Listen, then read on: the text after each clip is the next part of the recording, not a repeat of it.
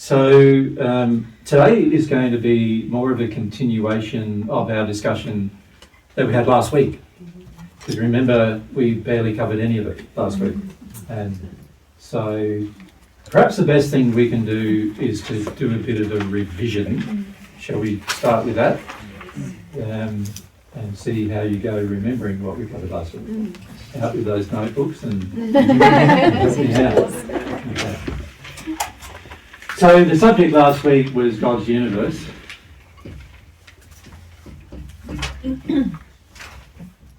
Fascinating subject in itself.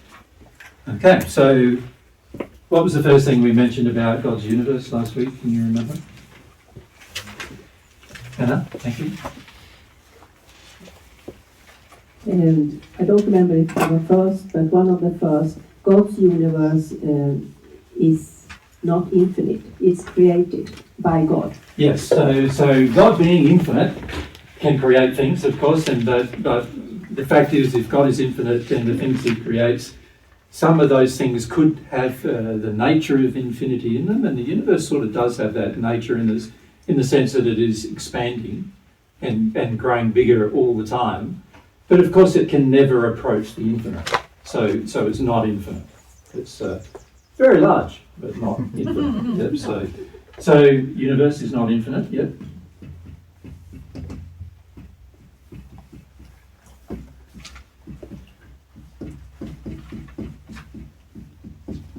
So that you can see that automatically did place a constraint, didn't it, on the people who live in the universe. We also cannot be infinite. Obviously, anything that's inside the universe, if the universe itself is not infinite, and anything inside the universe also will not be infinite. That makes sense, doesn't it? Anna? I have a question about that. Has God created one universe with different planets in, or several universes? Well, that's an interesting question, isn't it? Because he is capable of creating an infinite number of universes. So it makes sense that he just didn't create one, wouldn't it? He may have created more than one. But of course, when God creates things too, he creates them pretty good. Like, everything's perfect. So why would you create more than one if the universe itself is already perfect? So there's that. But in terms of answering the question, impossible to answer that question. It's possible that God can create more than one universe, and it's also possible that he only created one because he thought it was perfect and he didn't need to do anything more. So, as to what God's intention was, his intention may also be that we eventually can create universes. So that might be his intention. But again, not something we can know at this stage. Yeah. Okay, thank you. Yep. What was the next thing we talked about? Thanks. It's governed by law. Governed by law. Okay, so when we say governed by law, we're also really saying that the law is the truth, but we're really also saying that the law is a mathematical set of structures that govern how the universe works. So you could actually say the mass of the universe is the truth of the universe. Does that make sense? Because we said last week, remember, that the universe, everything the way the universe works is mathematical in its nature. So there's a very complicated mass actually involved in the universe, because there are very complicated mass involved in multi-dimensional existence in space, and the universe has multi-dimensions. So very complicated mathematics, but you could say the mass that governs the universe is also the same as saying the truth that governs the universe, which is also the same as saying the laws that govern the universe. Can you see that? So when we talk about God's laws, we're really talking about God's mass. Or you could say God's truth. We're talking about the same thing. God's mass, God's truth, God's laws are fundamentally the same things. Of course, there's mass beyond the laws that govern the universe, and there's things pertaining to God specifically that don't belong in the universe, and the mass involved in those must be highly complicated. So, and not something that a human can ever really come to understand. But the mass inside the universe, or you could say the truths that are available to you inside the universe, God's made them open for you to come to understand. But there's a certain procedure you must follow in order to understand them. Because there's certain things you cannot understand without receiving parts of God in order to understand them. You need to receive a part of the infinite being in order to be able to understand what the infinite being has created. Does that make sense to everyone? And this is where love becomes very important, because remember we said what else governs the universe is governed by love. You could say love pertains, or you could call it the emotion that drives the mass, the emotion that drives the truth, the emotion that drives the laws.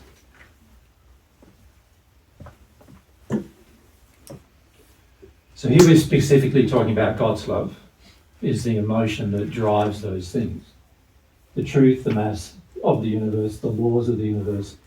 So the universe itself is governed by love. So one of the fastest ways to understand different parts of the universe is to learn how God loves, and then you'll start to learn why God did things in the universe.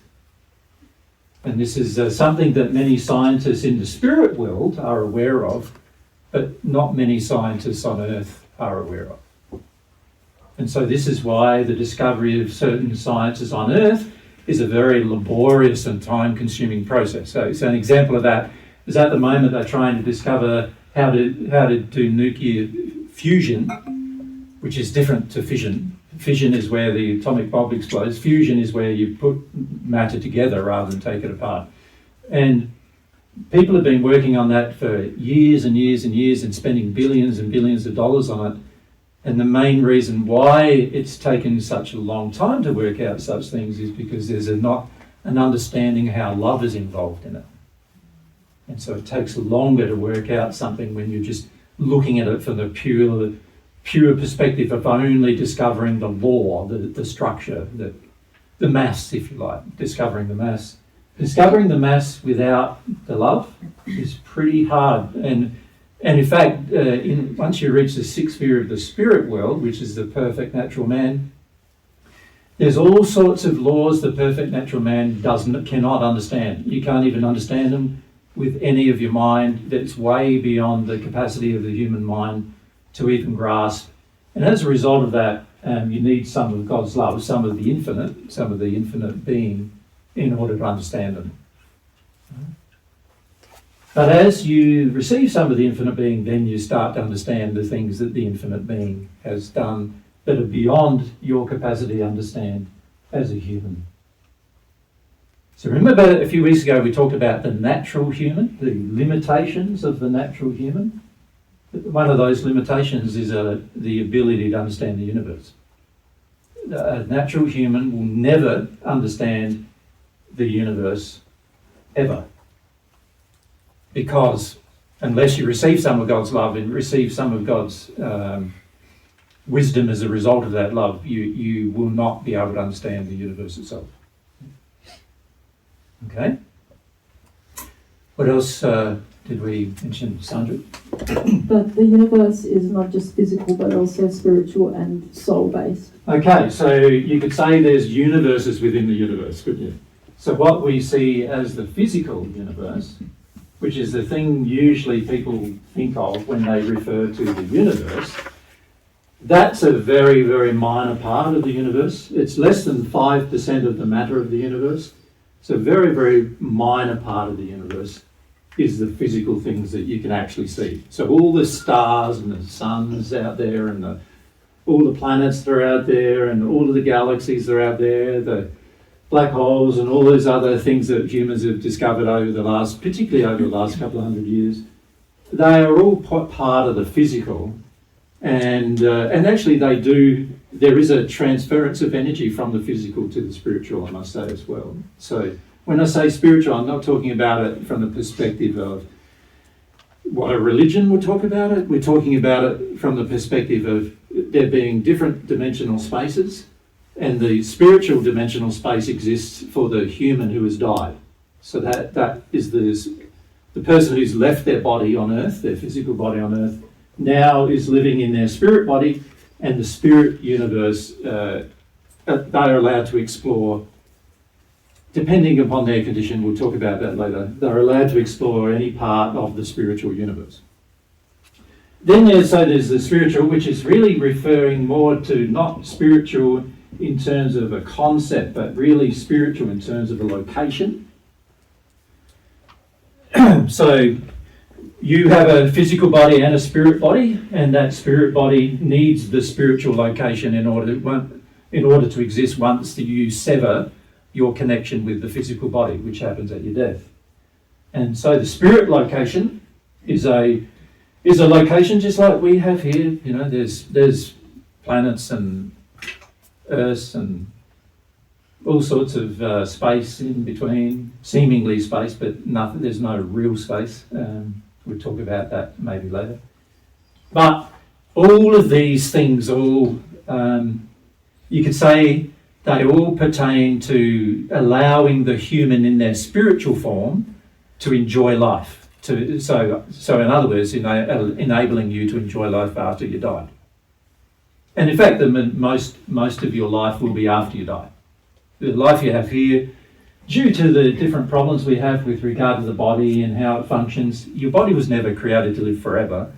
But due to the functional problems associated with emotions affecting how the body grows and how long it lasts, there's problems associated with how long you can live based upon the impedance you have inside of your soul towards love that will define generally how long a person can live. And also there's limits to the body itself. You know, you've only got one heart, you've only got one set of lungs really. I know you've got two sides, but you really need both to function. And, you know, you've only got one liver, one kidney, well, two kidneys, but, you know, you've only got that functionality is present, and it's only been designed to last a certain amount of time. Once you pass, and you're in the spiritual body form, that body's been designed to last a lot longer. You know, I've met some people who are 200,000 years old, so, you know, that's a long time to live. The first humans here that were on Earth, I think they were around about that, 200,000 years or so old. And that's a long time compared to the 100 years you have lived here. So the dominant part of your life is not going to be here. And then, of course, there's the state of union that occurs between the two soul halves, which you could say is another universe that functionally exists for the enjoyment of the soul, of the unified soul. And again, it's a superset of what happens in the spiritual universe. So the spiritual universe, the physical universe only takes up about 5% of the space, 5% of the matter. The spiritual universe only takes about 10 to 15% of the matter. So who knows what's after that, because there's so much matter left, and yet... so, you know, in the spirit state, you can sort of calculate how much matter there might be in the universe, and when you start calculating how much there is, you start to see that actually there's a lot of matter unaccounted for.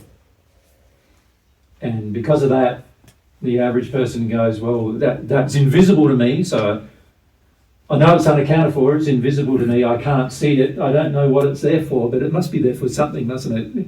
Considering you think about the matter we have on Earth and the matter we have in this physical state, the 5% of matter around about, that's all created for our enjoyment. So you can see obviously the spirit life is similar and so forth. And in fact, matter moves between these dimensional spaces. And there are certain engines, you could call them, similar to what a black hole is. There's certain engines that transfer matter from a physical space to a spiritual space. Make sense? And in the spirit life, you will see there's also certain engines that transfer matter from the spiritual space into somewhere else. But you can't see it happening. You can only see that happening when you enter a soul union, and once the soul union happens, you realise, that matter was going to the soul universe, the area where the soul exists. And yet, when you start looking around that area where the soul exists, there's seemingly the same kind of engines moving matter somewhere else. So who knows where that is? Because no one's got there yet to know. You want to ask us? So a black hole is kind of a portal. I said like a black hole. I'm not saying it is a black hole. Just it's like there's portals between the physical. Each universe there's portals to allow transference of matter to work. Make sense? Yeah. And you can exit. Of course, the physical body can't transit through them. You can only look at them when you're in the spirit form. Make sense? Yeah. So it's interesting when you're a spirit because you all the things you didn't know about when you're on Earth and all the things you didn't learn about in the physical state, now a lot of them are open to your investigation in that spiritual state. So now you can investigate a lot of things that you didn't think to investigate before because you didn't know about them. But now you can sort of see them operating so you can investigate them. I have another question. How long does this... You said Adam and Eve lived for 900 years on the earth? Yeah, around about 930 or something was Adam. Yeah. And Eve was a bit longer. they died because of their sin, but how long would have God intended that people live on earth? Well, potentially you could live here for thousands of years. It's only sin that stopped there. What happens to your body when you have sin is that the cell replication process, there's errors that get introduced into it. So we need to talk about that more when we talk about the bodies. Does that make sense? So we're now just talking about the playground, like the universe in which the bodies live. But when it comes to actually talking about what happens to you when you're a person, like living, whatever state you're living in, what happens to your bodies, why do they last so long, all those kind of questions we can answer when we start talking about the human, because we haven't talked about the human yet, have we? We've only just talked about truth, the universe, and then we've got no further at this stage. Yeah. You right?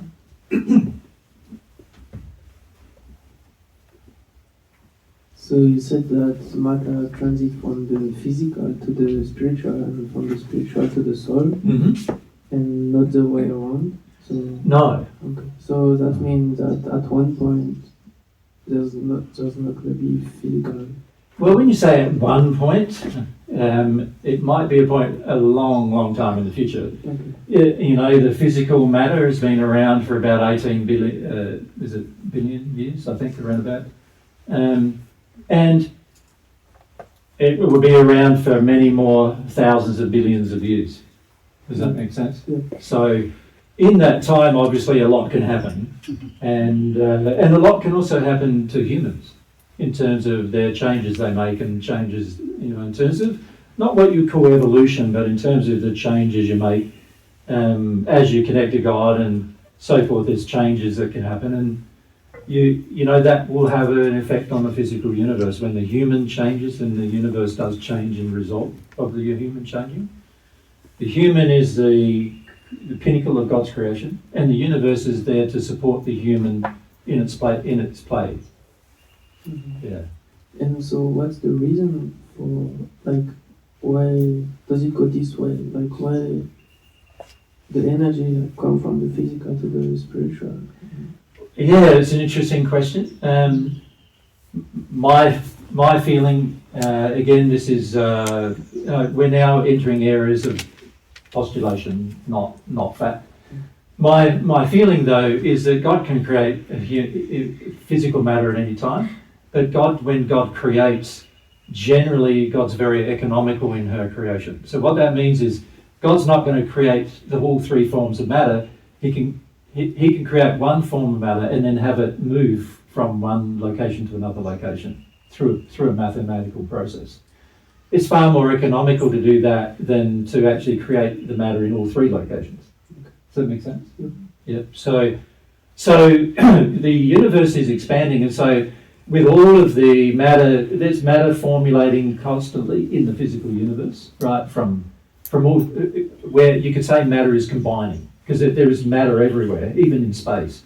But it's all combining, and then as it combines, it changes its role. As it changes its role, you know, a few years ago, in 2016, I did a discussion with you about God's principles, and one of them was the scope principle. And you remember in that discussion, many of you had trouble understanding it at the time. But in that discussion, we talked about how one thing makes another thing, which makes another thing, which makes another thing, sort of. And this is happening all the way through the universe, like where matter is moving, creating new things. Yeah, there's never a ceasing of creation. So that also applies to the physical universe. There's never a ceasing of creation. That's why it's growing.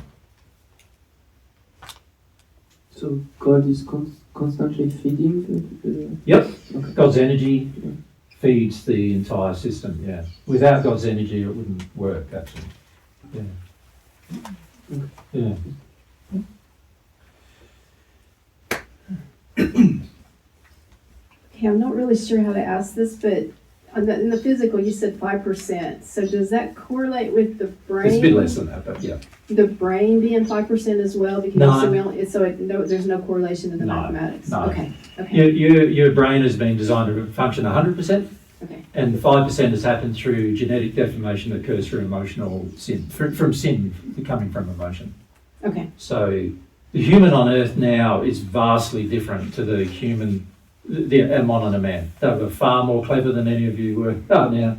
And far more pretty too, by the way, I must say. And they lasted a lot longer. And remember when they sinned, the very first sin they committed was the one where they basically wanted to be a god. And that started their degradation. And that included the degradation of their physical form, including the degradation of their brain. okay. Thank you. Makes sense? Then, of course, what happens is the subsequent generations aren't born perfect because there's genetic deformation from the prior generation. So the subsequent generation can no longer be perfect either. That makes sense? The only way a person on Earth could be born perfect is if both of the parents are perfect.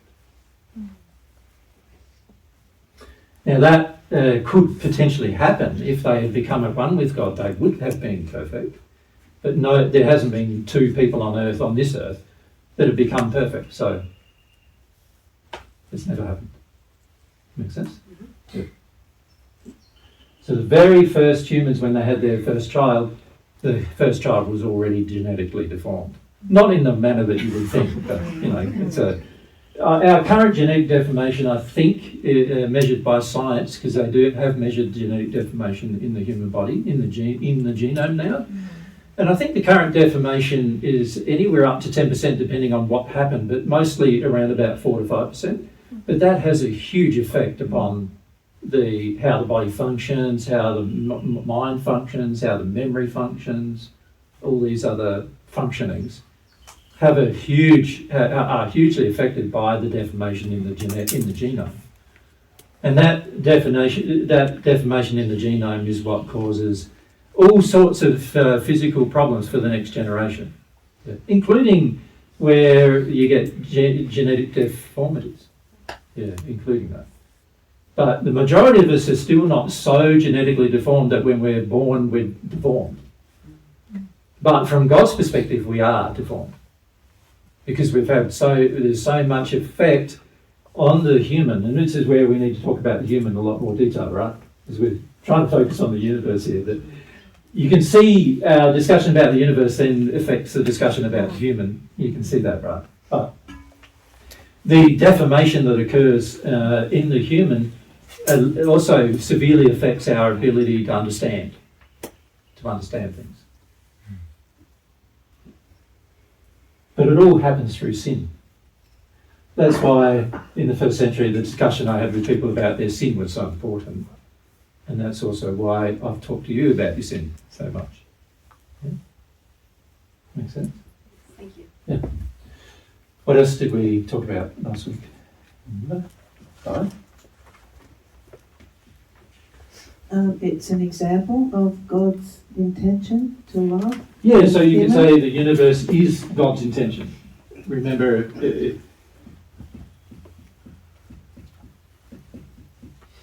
if you think about you, the human again, it's your intent or your intention that then defines what you end up doing, isn't it? So it's very similar with God. When God has an intention, then things happen. If God doesn't have the intention, things don't happen. And it's the same. So the universe happened because of God's intention. It wasn't just because there was some, magical combination of effects of energy, through Einstein's equation, that spontaneously the universe came into existence, the physical one I'm now talking about, through some magical formula only, because it requires an intention for that energy to be used in a designing manner. So remember we talked about design being present everywhere in the universe. You could say the mass of the universe is a large part of its design. So that's and it's all been created to protect the human, so you can live a life on Earth and have the experience of your nursery, the nursery of your soul, which happens on Earth.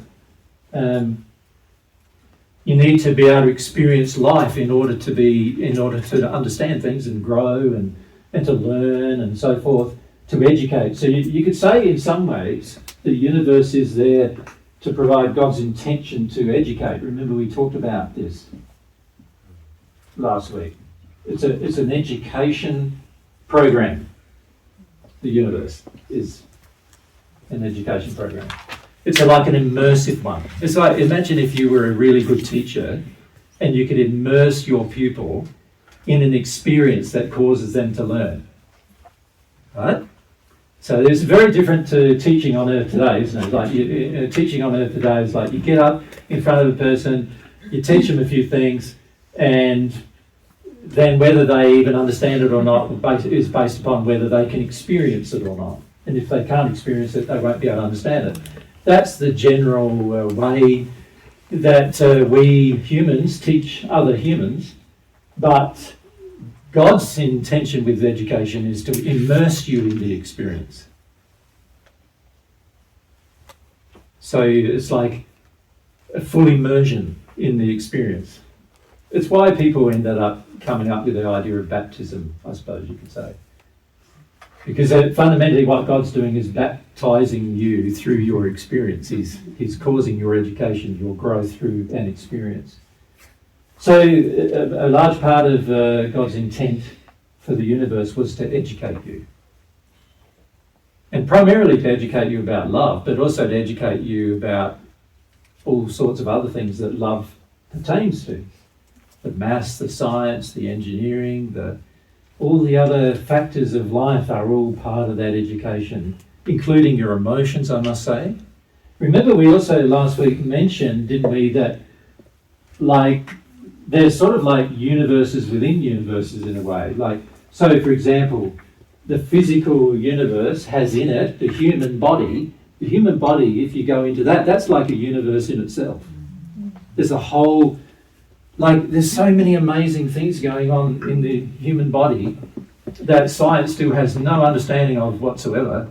But there's so many processes going on, interactions between the soul and the spiritual and the physical going on. There's so many things happening that it's like delving into a universe of its own. You could study the human physical body longer than you can study the universe and still not understand it. Right? So there are sort of like universes within universes in a way. You could call them fields of learning, could you? Where you can go into this one field of learning and learn a whole heap of things. Go into another field of learning, learn about that. Whatever it takes your fancy, really.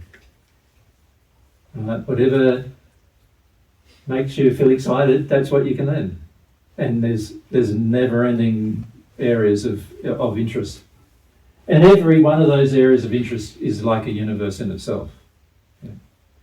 Of course, here we're talking about the physical universe broken into those three areas. But when I break them into those three areas, they're not the only three areas. They're the only three areas that humans have visited. And there might be more areas. later on that we haven't visited yet, but maybe in the future will. That makes sense? Yeah. Like I said, it's a total amount of matter in this part of the universe. And remember, this is a sliding infinite scale, really. But the total amount of matter in this entire is about, if you add them all together, 5, 15, and another 10 or 15, it's sort of like less than 50% of the matter, and it's probably way less than that. That's the matter that we've been able to measure, given our current understanding of the mass involved. And we may be completely wrong, right? Because you might end up realizing, oh, there's like 99.9% of the matter somewhere else, and we haven't even got there yet. Do you know what I mean? And we can't even measure it yet because we don't understand the mass involved. So it could be that what we think of as 50% of the matter is only like 1% of the matter. That makes sense? Because you don't know whether all matter has weight, or any of those things in different areas of the universe that might not. So you don't know, these things. We can only say what we know. And so a discussion about the universe is only, it's going to be limited to a large degree because you can only say what, we have so far discovered. You can't say any more than that. Yeah. Robert? Last week you said that our souls are a higher creation than the universe, but currently they need the universe to exist. That sort of implies something, doesn't it? It sort of does. It's an interesting question, isn't it? Like, obviously God made the soul, so it's a creation. Then God made the soul to be able to play in the universe, right? So there's, you can play in the universe. But as to receiving more and more of God's nature, what does that do to the soul? And does it later give the soul the ability to exit the universe, if you would like, or create its own universe? These are questions that are not understood or known at this point. It makes sense. So it's difficult to say what God's intent for the future is without somebody firstly going through that experience of it. And my experience was taking me 2,000 years to learn these things. I don't know, and that's a very short period of time when you consider if the human tried to learn these things without God. A modern man didn't know any of these things for 200,000 years. So you can see it's quite a short period of time, really. But we don't know what we don't know. You only know what you think you know. So it's difficult because, it's like with every experience, because this is an immersive experience, you go through the immersion yourself. And it's the same in the spirit world. Many of you, all of you here pretty much, aside from a couple, are in your first incarnation on earth, right? So you've never experienced the spirit world even. So you're not going to know that it exists for certain until you get there. And that'll happen as soon as you die. You'll then know it exists, right? So once you know it exists, it then opens areas of investigation for you, doesn't it? That you didn't know were there before. And it's very much the same when you go through the union of the soul process, the joining of the two halves of the soul. It's very much the same process. The two halves join, and then there's a whole heap of things you didn't know about before that now you realise must be there. And now you can investigate all that. So it's very interesting the way God's planned the universe so that you're always able to learn more. You're always able to discover more. And of course, the speed at which you learn and discover will be very much dependent upon how much of God's infinite nature you receive. So in terms of knowing whether what God's intention is for the human in terms of the universe and whether we're always going to live in this universe or not, given the fact that God's love exists before the universe was even created, and we're receiving some of that love into your soul. So now from a mathematical point of view, you have some substance inside of you when you receive that love. Of course, you've got to go through a process to receive it. But once you do receive it and you receive some of that love, you realize that, I'm receiving something now that that doesn't belong to the universe, it belongs to God. So what does that now mean for my potential for the future? That's a there's a lot of spirits in the celestial heavens discussing that question.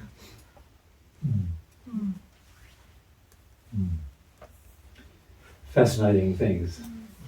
The more you grow and the more you experience, the more fascinated you become by how much there is to grow and experience. You know, how much more growth there is and how much more experience you need. And it's sort of like a never-ending process of growth and wonder and experience and under those circumstances. So it's a very good thing that as humans we start to wonder, and particularly in your incarnation, you know, when you've just come here, you're in first incarnation, you could say, or your only one, really. Your only incarnation is this one. This is the only time you're going to be on the earth. After you leave here, you won't come back. And you won't probably want to either, because it's far too interesting there. And there's far too many things to investigate and wonder about and experience that are way beyond what you can currently imagine here. Why would you come back? Every spirit who's ever considered coming back had a lot of initial misgivings, including myself, about coming back. Right? Yeah, so there's no automatic reincarnation or anything like that. There's no way you can come back unless you understand the law. So again, the law, the mass, defines everything that happens. It defines what happens when you came here first, defines what happens when you die, defines what happens after you die. There's a structure, and of course, you having free will are able to now exercise that will, but only within the limits of the structure. Or you could say only within the limits of the mass. Or you could say only within the limits of the law. It's another way of saying it. That's the limit you're going to be under. And once you understand the law, now you become more unlimited. And that applies in the physical sense. It also applies on an emotional sense. And it also applies in reality to your actual experience. The more you grow, the more you're able to grow. The more you change, the more you're able to change. The more you understand, the more you're able to understand. So there's this constant design in that universe that everything is changing, growing, and causing the human to want to know more.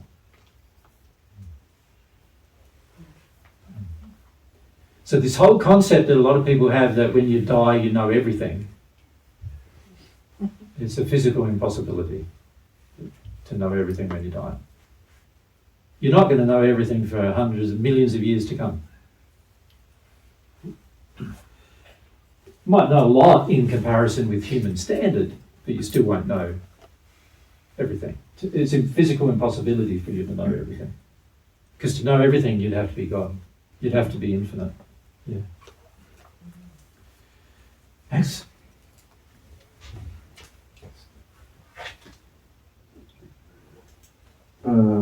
Last time you mentioned that the universe is designed for constant change. Yep. Can you explain that a little bit more? Does that mean like physically, spiritually, and in every possible way, Max. So every possible part of you, so an example of that, firstly physically, you'd be designed to physically change all the time. So, and these changes happen, there's some that happen as you're in the physical universe, but there's some that happen as you transist from one universe to the other. So an example of a change in your physical universe is you're born. That's a change. Another example is your brain is now developed to 100%. That usually happens by the time you're 7. That's another change. Then there's a change where you're sexually developed. And that's, we call that puberty, but that's another change. And then there's a change where your body is now considered to be grown up. And that usually happens around 21 years of age, where your body stops to changing. But then, because of the sin that's in the body, it starts degrading. So after 21, you're getting old. And your cell replication doesn't, because of the sin, the cell replication doesn't happen. So you can change positively, and you can also change negatively for emotional reasons. So when you change your emotions, that can change your appearance. So that's another change. When you're growing your emotional experience, that's another change. You become more and more capable of experiencing more emotionally. Well, that's another change. Then, of course, when you die, there's another change. You're now living in a completely different space now than you were before. That's another change. So there's these constant changes that are a part of your growth that you can't even a lot of them you can't even really choose. They happen to you. And God designed them to happen to you, so you change. Does that make sense? What about the ones that seemingly you do have control over, like? Exactly. Then there's a whole heap of things you do have control over, bringing yourself into harmony with the law of love. You have control over that, and that will also cause changes. And then there's the changes that happen between the sixth sphere human and the receiving some of God's love. So that causes another change. So there's constant changes happening to you as well as to the universe around you as well. And so every spirit in the sixth sphere, the ones that have not yet grown beyond that point, they know that if you stop changing, something's going to go wrong. Because change is the you could say it's a constant of the universe, is that you're going to change. So if you're not changing, and this is a point of discussion in the sixth sphere of the spirit world, there's universities there where everybody gets together and discusses, we're not changing, what's going on? What's going to happen to us? They're worried about what they call immortality. There's a huge discussions about immortality and how that is achieved, and also what will happen if you don't change. Can you die? Because that's possible. Your physical body did die, so it's possible your spirit body will. It's also possible your soul could. We don't know, right? No one's died in their soul or their spirit body yet, but we've only been on this earth for a few 100,000 years, so. And is that law designed to kind of encourage positive change, or Always. not negative? Yeah, always to encourage a new experience, a more joyful experience on the part of the human. Yep. And so this is when you get when you feel like, oh, I'm afraid of changing now, I'm afraid of growing, I'm afraid of moving, I'm afraid of whatever, you're now in a state where you're resisting change. When you're in that state, you're working against the law of love. Even the law of love of yourself is worked against there, because you're being designed to change. So when you use your own intent, to work against God's intent, there's going to be penalties that come as a result of your intent being exercised in disharmony with God's intent. So God's intent is for you to change. If your intent is for you to remain the same, then you're now working against God's intent. So you're working against the laws, the mass of the universe by having that intention. Make sense? Yeah. So you're changing all the time. Right as we're talking, you're changing. Wow. Like over the period of the next 7 years, none of the matter in your body will be the same. It will all be gone, and you'll have a new body. Yeah, that's what happens. The cells die off and they get excreted out of your body, and then your body makes new ones and replaces the ones that died.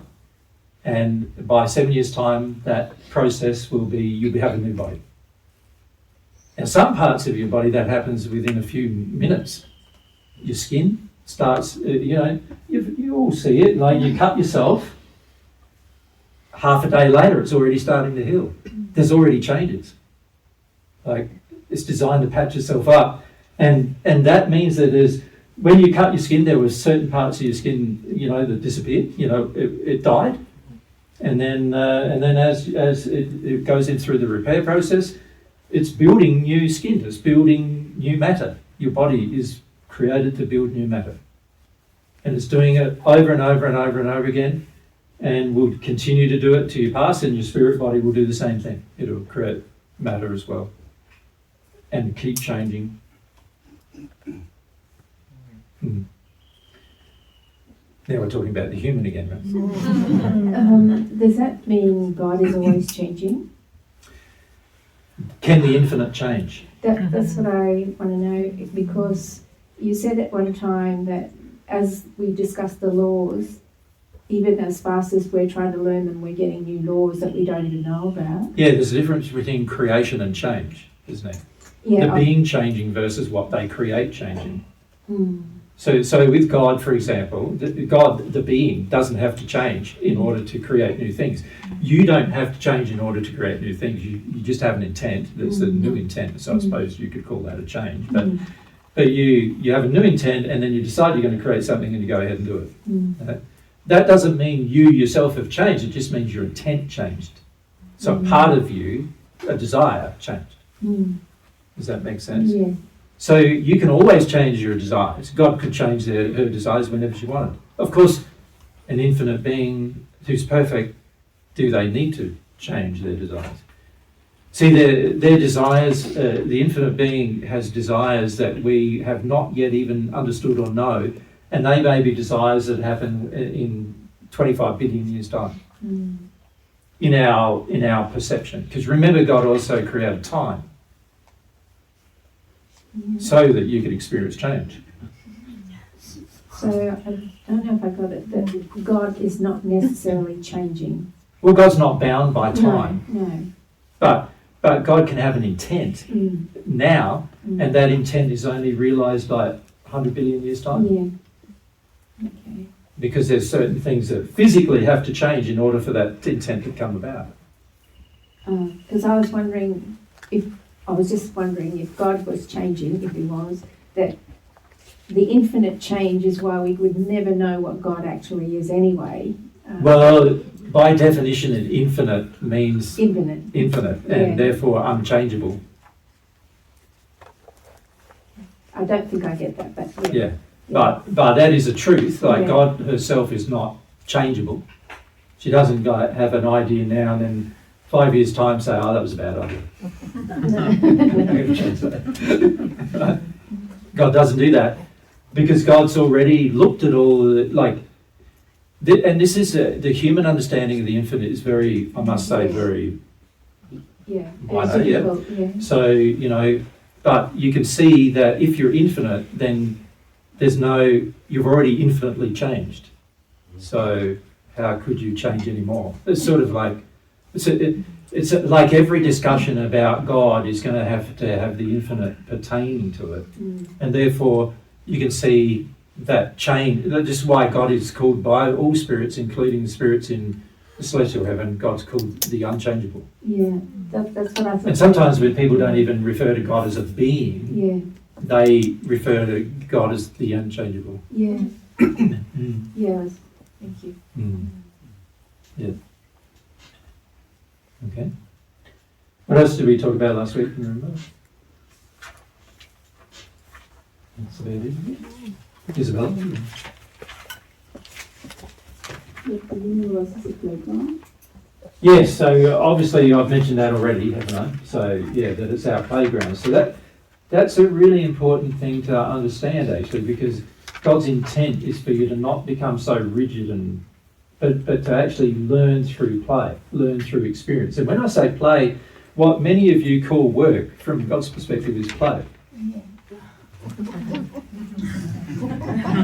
you go, oh yeah, I'm working today because I'm building a house. But aren't you really playing? Like, isn't that the same as getting out the Lego when you were a child and building a house? Didn't you play then? So what I see happening a lot is that, for example, in terms of building a house, when you're a child, you got the Lego together, whatever it is, and you built something, blocks or whatever it is, and you built something. You did that to learn all sorts of things about your body and about your intent, and all sorts of things are being learnt in that space. This is why play is very important. But when we become an adult, we get somebody else to play for us. That doesn't make a lot of sense to me. In the sense, why would you get somebody else to play for you when you could play? But you see, often what happens on earth is you sort of get money gets involved and worries get involved and all these things get involved, and then from after that, what's happening? We're not playing anymore. We're stressing out, worried, concerned.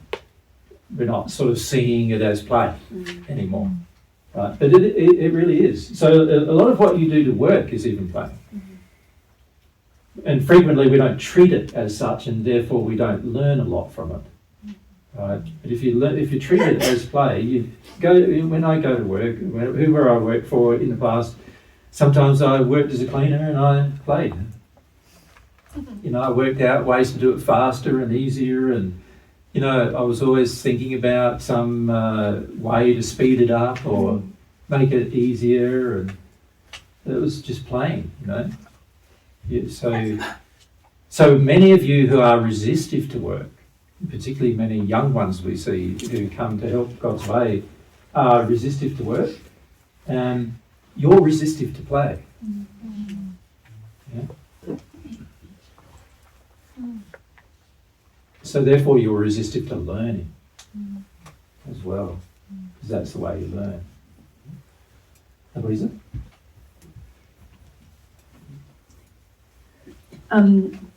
You were talking a lot about learning, and also about doing real things to learn, not doing like play with Lego. It's like actually get involved with God's universe and do a real thing, even if it fails, like the house or whatever. You would learn so much more than like building a matchstick one. Yeah. So, when I see people planning and planning and planning and planning but never doing, that's not you never get good results from that kind of play. Because you actually get the good results from the process of actually doing something that is going to end up being beneficial or not, and you can measure that. If you're just coming up with ideas and concepts only over and over and over again, and that's all you're ever doing, then you're not really benefiting from the play. Well, you never have the experiential experience, which Correct. God's wanting you to do, is it? And then you miss out on all of the... Yeah, remember we said right back, this was 2 or 4 weeks ago now, was it, when we talked about truth? How do you find truth? Remember I said the mind, was the most inefficient way of finding the truth. Yeah. And then we talked about the other ways that are more efficient. Remember we talked about your senses first. So you look at your senses, they are very efficient at telling you truths. So you cut yourself with a knife, it's not a good thing, right? Because the senses tell you it's not a good thing. So you know that, and the sense is telling you the truth. So a lot of our learning is through our senses, and the same goes with our experience in the universe. We're going to have to become very sensorially aware in order to enjoy ourselves in the universe. We want to engage all of our senses, sight, touch, taste, smell, everything. Engage all your senses in everything you do, right?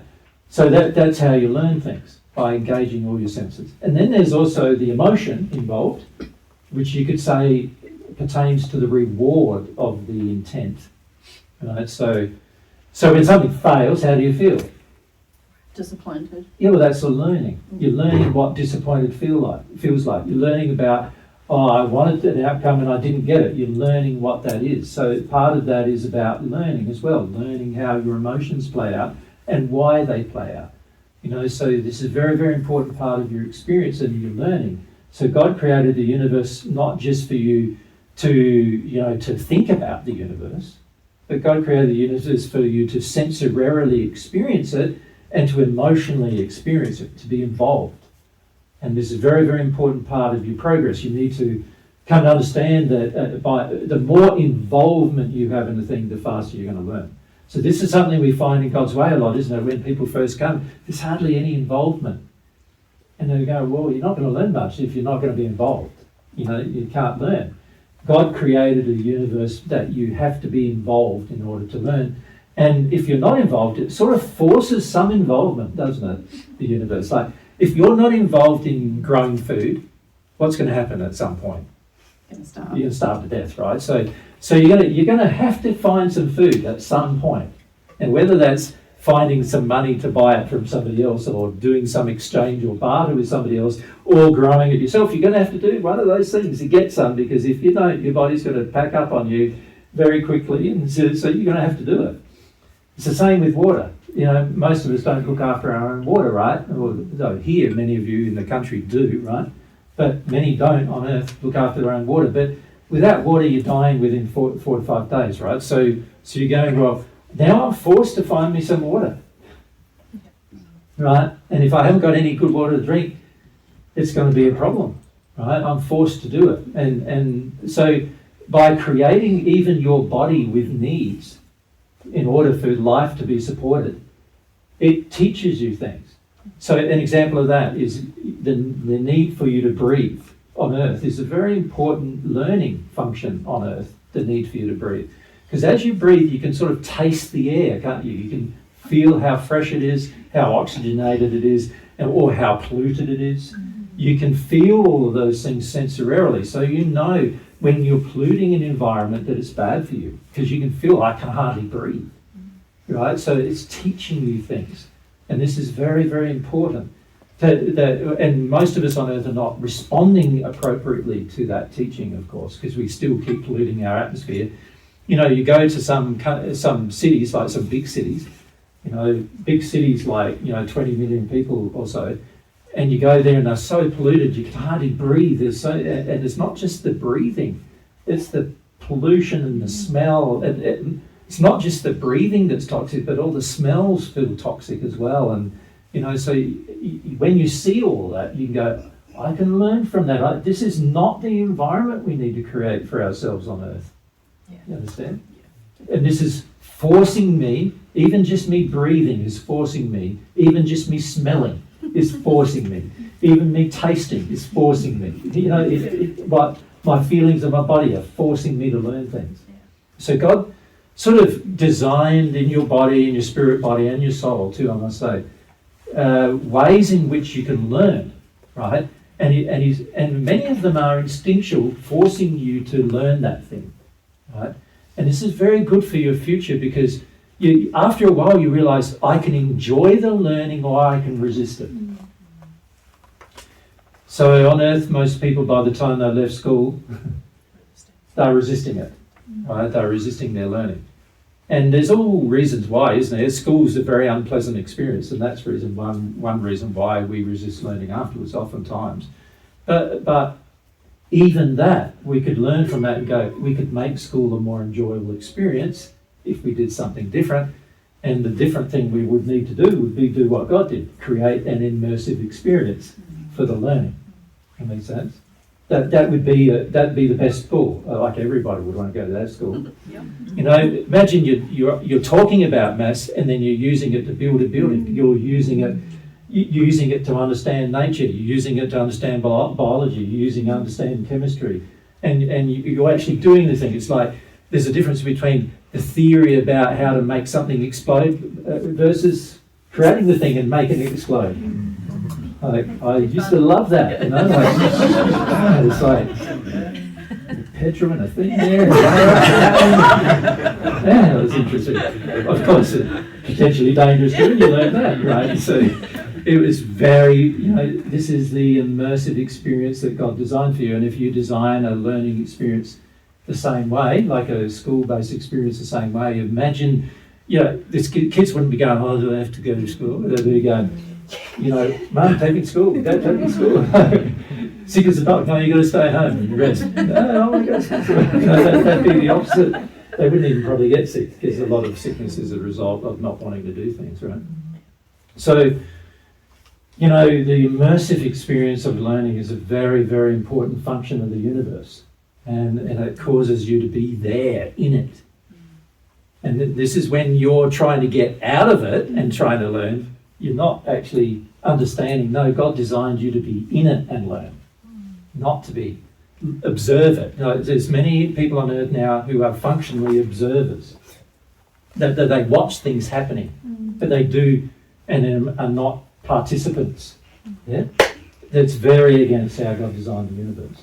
As you're talking about play, I was thinking it's almost like the choice of the way you engage. Like now people call playing like on the computer, but you're not even playing anymore, because there's no physical experience. You're actually withdrawing and observing, or not even observing. You're looking at what other people played, how other people played. Like people created computers and they played. Yeah. Yeah. The people who programmed, they played. Yeah. What you're doing now is not playing. You're just experiencing other people's play. And it's just like really distorted, isn't it? Because it's sort of now the way that we even educate people to learn is distorted. Yep. Then our own attitude towards learning is distorted. And so we're not really even understanding what true learning is, or how we even learn. Exactly, because I know we always love coming to work because we don't even call it work because we love all the different experiences. Yeah. But as you were saying, I was like, that's right, we call it work because it's a chore now rather than seeing it as all these opportunities to learn more in the playground that God's created. That's right. And so when you're resistive to things like research, resisting to learning, you're resisting God's intent. You're actually working, and this is what a lot of people don't understand about their sin. A lot of the sins are not what you would think they are. You know, they're not like when you hurt somebody or something like that, although that is a sin. But there are other sins that we engage which are often have a larger effect on our life than we realise. And one of those things is just, I don't want to learn anymore, for example. Or I don't want to change, or I don't want to grow, I don't want to imagine and then do. I want somebody else to do it for me. All of those things are very anti your growth and also anti the way God designed the universe. So God designed the universe that we all learn together as well. Like we can all share, so this is a beautiful thing when you get a bunch of people together working for one goal, everybody participates in the learning. That's really good. God designed it to be a social experience, learning to be a social experience. So, when you take your children and homeschool them, you're working against God's intention with regard to the social experience of learning. Right? Simple as that.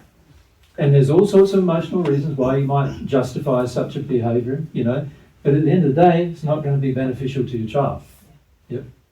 Not as much as they could have benefited if they had learnt in a different environment. Of course, unfortunately, the school environment is not a perfect environment for learning either. You imagine if we created schools where you're immersed in the experience, like I was just saying, you'd learn a lot, right? Awesome. And you'd learn a lot more than you would if you were homeschooled. Yep. Way more. Yeah, way more. So, yeah. Makes sense? Awesome. Yeah. Well then. So this sort of pertains to, God's intent is to this universe to be your playground, but also your learning ground, your educational ground. Yeah. You talk about immersing in the experience. I think one of the biggest things that I'm noticing is that I have a huge fear of making mistakes.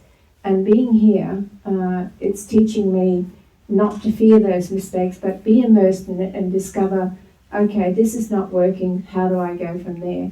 Yeah. And as I get more used to, say, making my many mistakes and enjoying them in the sense of, well, this is the teaching learning they me. give you, yeah. Yeah, this is teaching me what not to do, because I. Yeah, but also that can be an enjoyable process as well. Unfortunately at school, most of us learnt the principle of punishment. Yeah. And we associated the principle of punishment with our inability to learn a thing, or our inability to understand the thing. And so now we have fears associated with learning, which we shouldn't have, because God didn't design us to have those fears associated with learning. But we have learnt to create fears associated with learning. And this is very, very damaging to our experience of the universe. Yes, and what I was putting it together as, you talk about pollution and the air and everything like that. So when we get to a point and we're growing up and we say, oh, the air smells, oh, well, it's almost a feeling like, I don't want to know about that because that's sort of like a mistake, I have to fix that. You know what I mean? It's a problem sometimes other people created, and you're going to have to do something about it because everyone's going to be affected by it. Yeah, but we don't want to address mistakes, let's say. We don't want to address things because it's... Often of our own and others. Yes, because it might lead back from the very beginning where I don't want to even acknowledge my mistake, and, that's right. And be punished, let's say, or whatever. So, but even punishment is a human construct. Yeah. It is. It's like, you look at the learning experience that a normal baby goes through learning to walk, for example. Whenever they fall over, they don't view it as a punishment. They just view it as, I didn't know enough, right? And they don't even think that. They just say, I want to walk, damn it. I'm learning. No matter what's happening, I'm learning. Like a bit of pain for it, who cares? I'm learning. They don't go through this sort of thing of going, there's a bit of pain in it now, so I can't learn anymore. I should restrict that action now. You know, we'd all be crawling on our hands and knees if we'd all done that, right? So, you know, the reality is we wanted to learn, and this is a natural inbuilt instinctual thing that God's inbuilt into us, that we want to learn, and the only thing that's changed that is human sin, like people being afraid of our learning. Yes. You know, and like what we might learn, good or bad. You know, that they're afraid of what we might learn. Yeah. Of course, when there's pain associated with learning, then obviously there's going to be some emotional association between, oh, that's not a good thing to do. So, you know, when you put your finger first, when a child puts his finger on the stove and it's actually on and they burn themselves, they go, that's not a good thing to do. I'm not doing that again. But you can't really even call that so much a mistake, can you? It's really like something they had to learn, right? Because you can tell a person, don't do that, it's dangerous, don't do that. You know, all of you, most of you who are brought up children, you know this, right? You tell them, how many times did you tell them not to touch the stove? And did they end up doing it? Yep. How many times did they end up doing it? Once. And then they learn, right? And because learning, the primary part of your learning is an experience. It's not something you're told. It's something you have to experience in order to learn. And it's the same with all truth you could ever discover in the universe. You must experience it in order to learn. So God created the universe as an experiential universe. So it's something you've got to experience so that you learn. And the main way you learn is by personally experiencing it. You don't learn by being told a thing. Right? Now, you can trust the person who tells you, right? So, for example, with a child, he could have slowly put his hand closer and closer and closer to the stove, couldn't he? Till he got really, really close to the stove. And then he might have learnt that it's hot and it's going to get too hot without actually touching it and burning himself, couldn't he? Because your fingers have, and your body has that sense of when something's too hot. So he could have done that. But, you know, as you know, most children at the beginning just rush into everything. Just like many of you still rush into everything. Right? And they're rushing into everything. And so naturally, when you rush into a thing without being reflective, there is a possibility that you're going to get hurt faster. Certainly. Sort of like, okay, I'm going to decide to create a spaceship, and I've got the means and I've got the mass to do it, and I've got the ability to do it, so I create one and I shoot myself out of space, but I don't imagine that it's a place with no oxygen. So I'm a goner, right? So that's a person who does something without circumspection, without thinking what is out there, measuring first. And what they did to know that it was a vacuum and no oxygen is they sent probes up first. So don't risk your own life when it looks dangerous, is the principle, right? And that's a principle you learn over time. Don't risk your own life if something looks dangerous. So, you know, all this free climbing stuff that people do, it looks pretty dangerous. I don't know if it's very wise doing it. A lot of people I know who've done it died. Maybe they're doing it for an emotional reason. And why would you do something that you know is dangerous and still do it? That's a good question, isn't it? There's got to be some emotional thing going on inside of you that drives you to such a thing. Obviously, you're not learning, you're resisted to learning. Because a fundamental part of learning is learning what is dangerous and what isn't. Learning what are the limits of your body, for example, is a very, very important thing to do. Yes, and also I was thinking about control. Like when I'm bent on control and I don't like the feeling of being uncertain, I'm not willing to take these steps enough to... The risks of learning. Yeah, the risks of learning. I'm not enjoying it. I want to be in control. And that stops and hinders a lot of further, development and coming up with something really beautiful even, Yeah. So, God designed the universe that all of those things that we create, like control and power and all these other things we try to create, you know, they are all adverse to our learning and therefore adverse to our growth.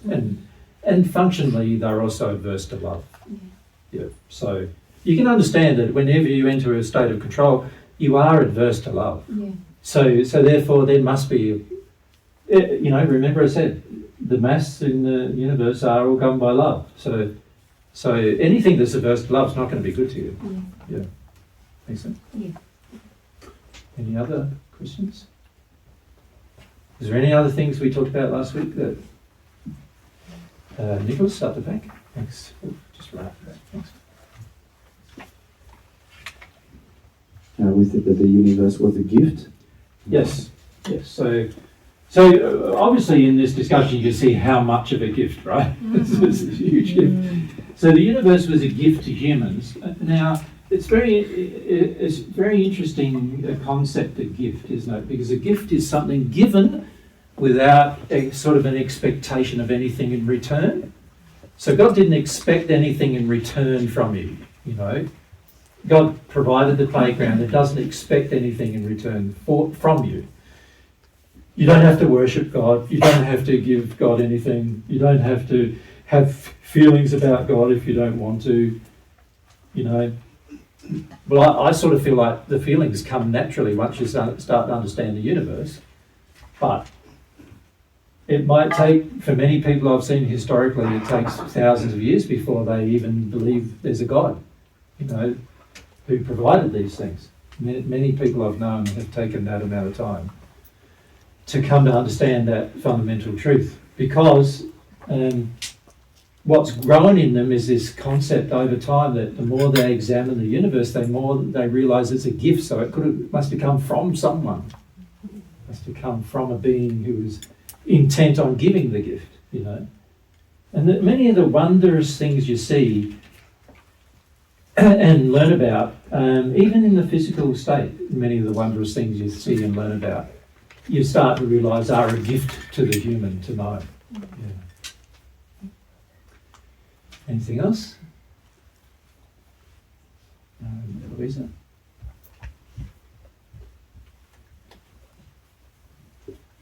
You talked about the relationship with God and how, like, it's another bit of the universe within the universe, that you're limited to the sixth sphere, and then once you actually open your heart to have that relationship with God, how much more gifts and opportunities, and the universe almost expands infinitely for all God's children. Yes, but it's not a punishment. It's because without receiving some of the infinite, some of God, some parts of God, you're unable to understand the rest of the universe above the sixth sphere. So it's not a punishment, it's just a natural limitation of the natural human, that without the choice to receive something from God, you're not going to be able to learn more. And it's very important. It's sort of like another way of saying it, I suppose, or it's not a good illustration, but it is an illustration of a kind. Let's say you go to university. Fundamentally, when you go, it's a transference of a person's intellect into your intellect, isn't it?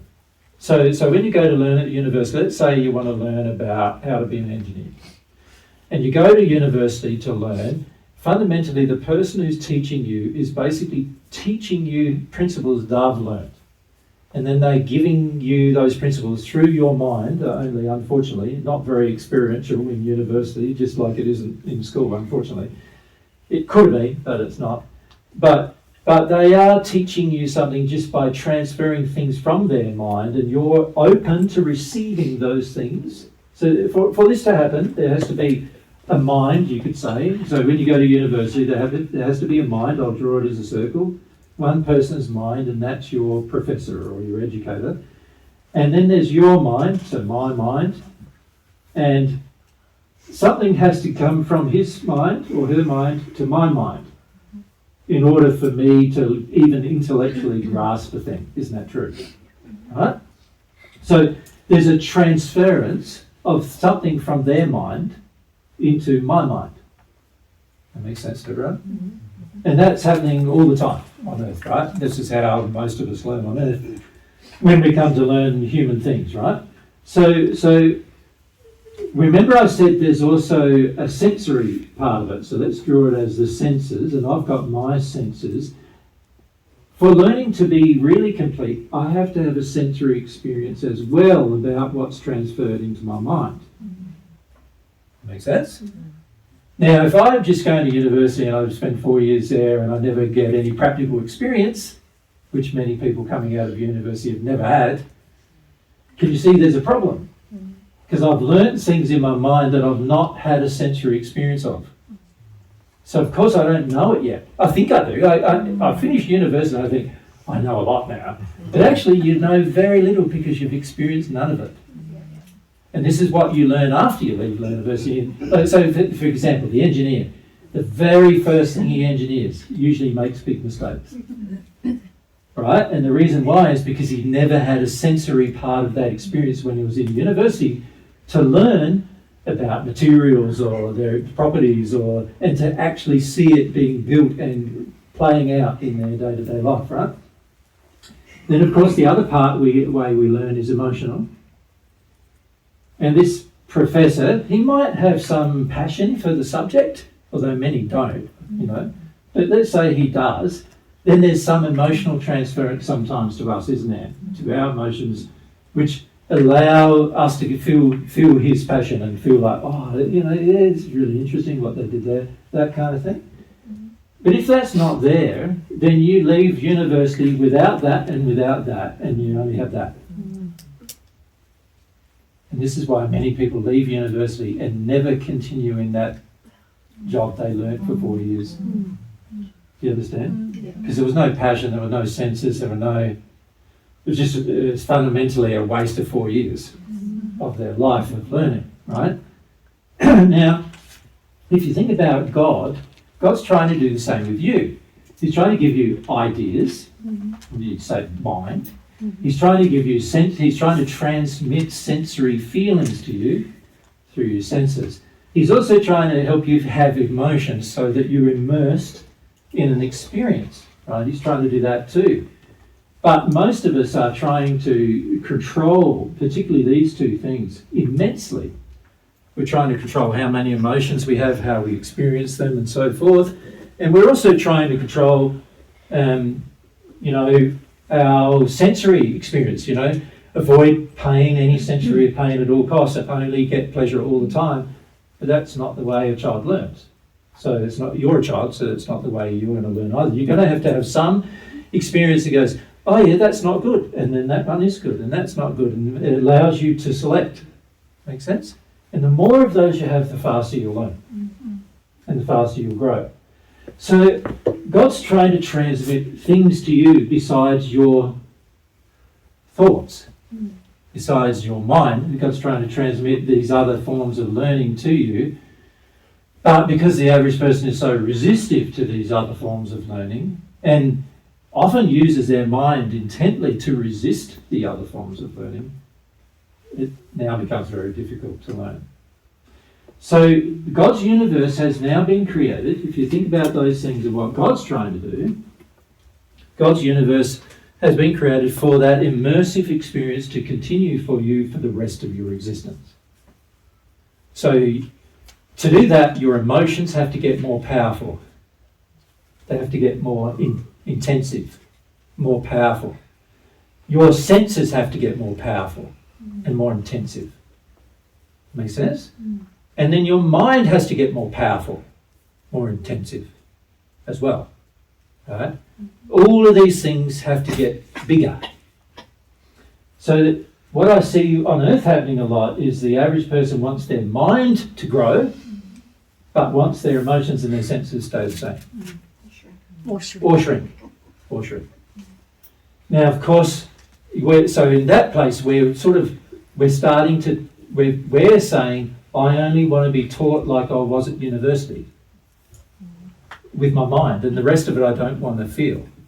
And the net result of that is you're not going to like it. How can you? Because you haven't had any emotions and any senses to like it. So you're not going to like it.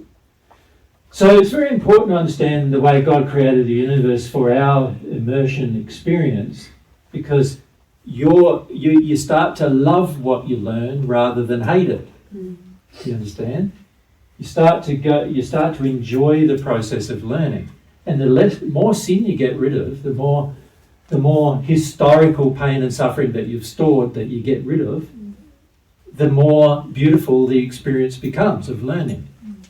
So the only reason why learning is not a beautiful experience for most people is because of our sin. All the things that we've chosen to do anti-love, and one of those things is to be anti-learning, and to be anti-experience, anti-sense, anti-emotion. These are all ways that we're shutting down our learning experience, right? So you can see one of the things that we've talked about a lot in all the teachings we put on the internet and everything are about emotions, right? You can see why. Because unless your emotional experience is able to intensify, you're not going to enjoy things more and more and more and more. All you're going to do is either enjoy them the same, or if you shut down your emotions, you're just going to enjoy them less and less and less. So if the average person's experience on earth when it comes to their emotions is that they enjoy things less and less and less and less, because their emotions aren't capable of any intense experience anymore, because they've shut that down. And so now they enjoy everything less. Right? And have you noticed it's the same when you shut down your emotions, your senses get less too. What used to bother you years ago quite intensely and immediately doesn't bother you as much anymore. The sexual senses all get dulled. And this is why when you get older there's less sexual drive, because they're all getting dulled as well. There's all the sexual senses getting dulled, the physical senses, the feeling senses, the taste senses. Most people, a lot of people when they're old complain, I can't taste anything anymore. The taste senses are all getting dulled, you know. A lot of them say, I can't think of that anymore. I don't understand. I find it harder to learn. Their intellectual senses are getting dulled. Can you see? Yeah. And everything's getting dulled because the sin in us causes everything to dull. Right? We don't understand that. We don't understand that God created the universe for everything to expand, and we're trying to go, no, limit, only and unfortunately to our own detriment. Make sense? Yeah. Come on.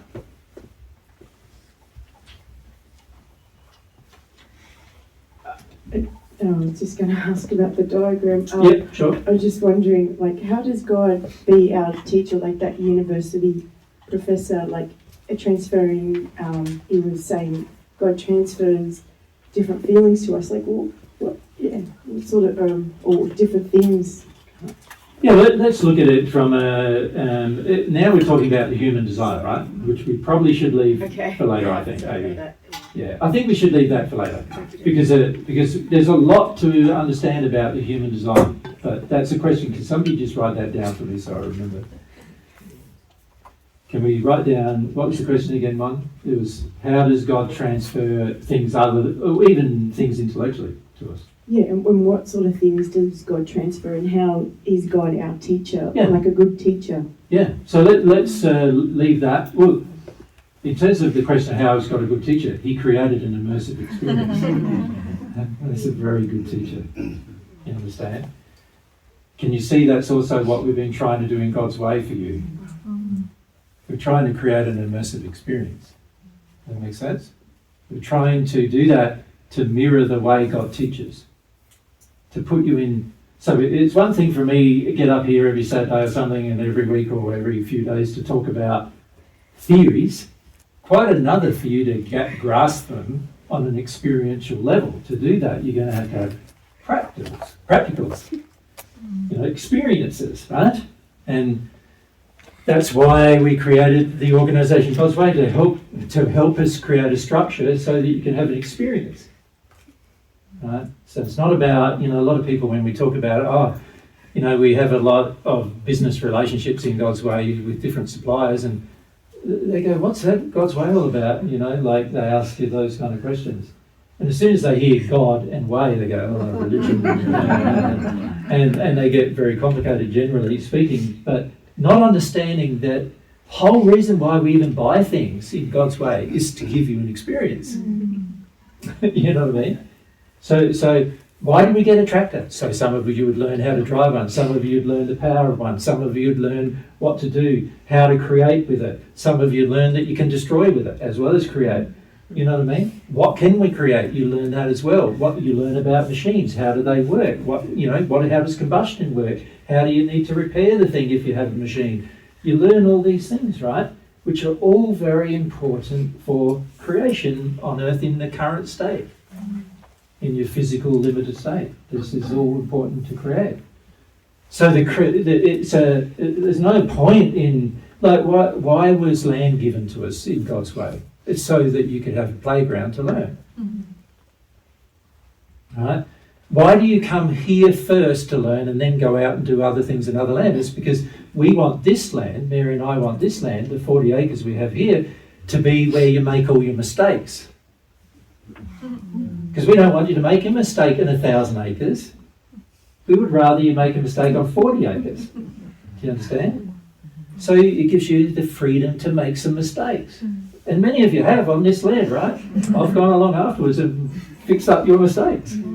Right? And it's all part of the learning experience, right? So this is what you do when you try to teach people properly. You want to create an immersive experience, not just an experience where you're educating their mind, but also educating their senses and their emotions. You could say educating the real person, their heart, the soul of the person. God's done exactly that through the creation of the universe. Clever, clever, clever, if you think about it, isn't it? Very clever. Yeah. And this is why after a while you see, if I could only do it the way God does it, that'd be pretty good. If I could only teach the way God teaches, that'd be fantastic. Yeah. All right. Any more about last week that we want to present?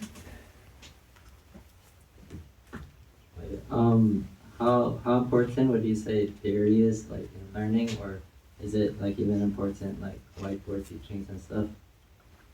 Well, I think sometimes whiteboard teaching is important because it's appealing to something in your mind first.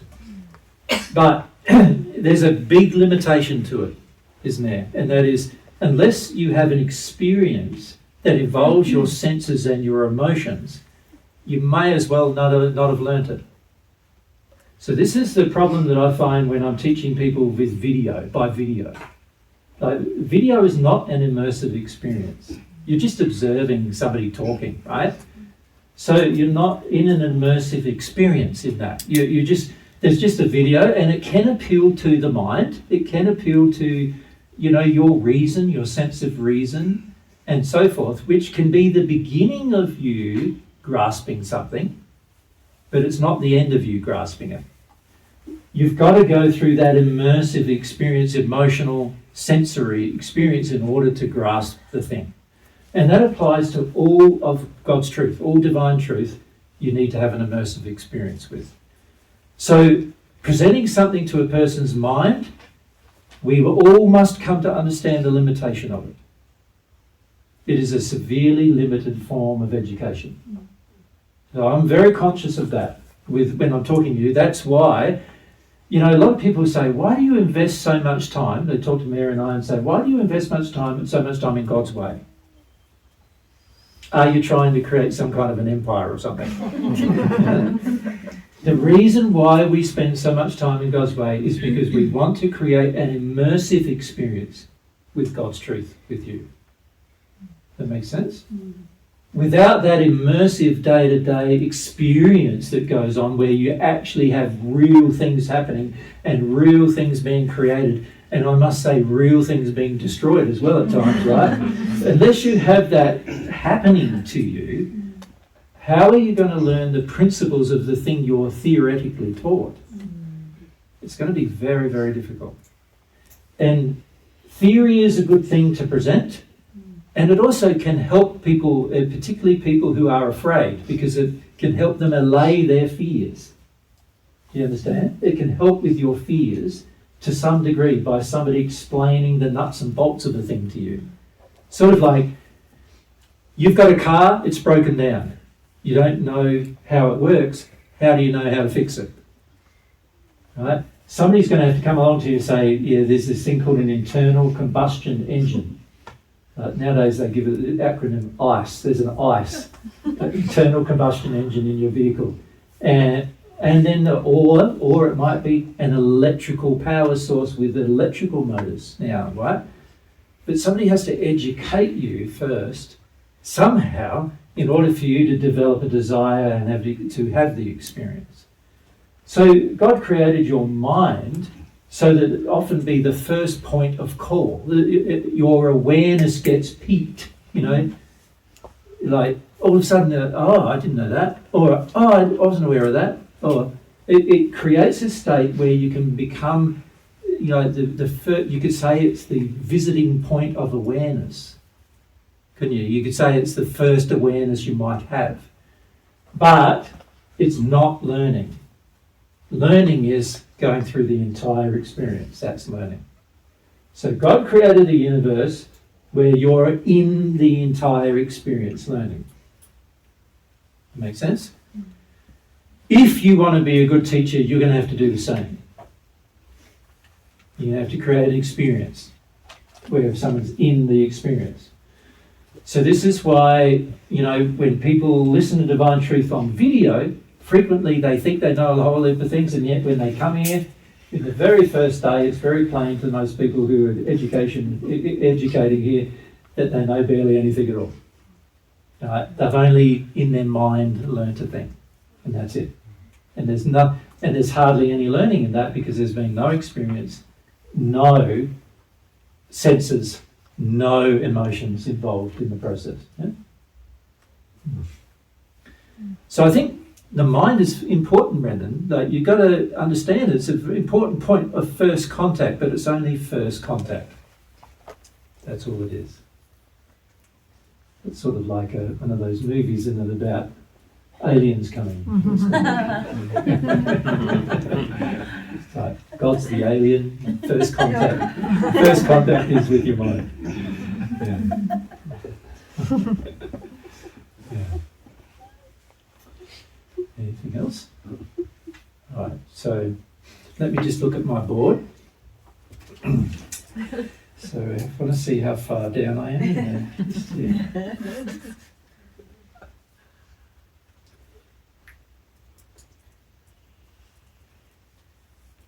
Yeah, okay.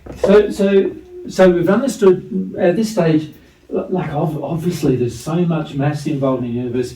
You could go for, you know, educate yourself for the next 1,000 years and not understand the fundamentals of it. That's the reality. It's the reality of what an infinite being creates. But I wouldn't say just because of that fact that you shouldn't try to do it, because I have. You know, I feel it's a very important thing to try to do. But as I also said, let's just expand this issue here of love into how the universe plays out, right? Because it's important to understand some fundamental relationships between love and the universe itself, and why love is an important thing to grasp when you're trying to understand new things. Right?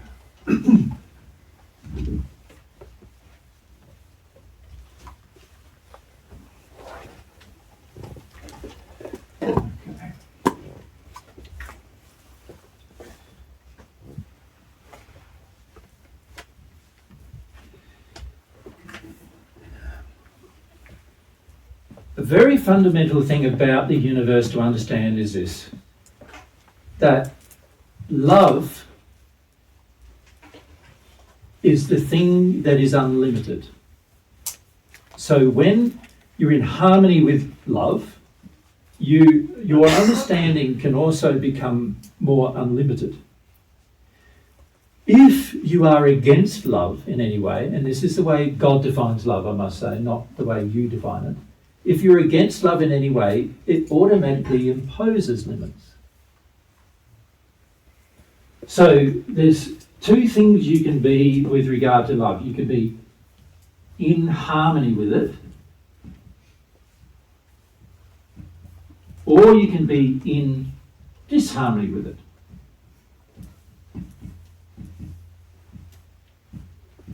Another way of saying that is you can be sinless, is in harmony, or you can be sinful, in other words, out of harmony. Make sense? Sin being missing the mark of love. Right? Now, when we are in harmony with the love, your learning capacity expands. What you can understand expands. What the knowledge that's available to you expands. Your understanding of it expands. Your ability to conceive of it, imagine it, and then actually do it expands. Your power of your own body expands to do the thing when you're in harmony with love. So love, you could say, creates, you could call it, it's not really a right word, but you could say it sort of creates a more limitless experience. Make sense? It's not becoming limitless, because there are laws that obviously govern the rest of your existence, and whenever you haven't learnt about them, then obviously there's limits. But the more in harmony with love you become, the more limitless your experience becomes. And the more in disharmony with love you become, the more limited your experience becomes. Make sense?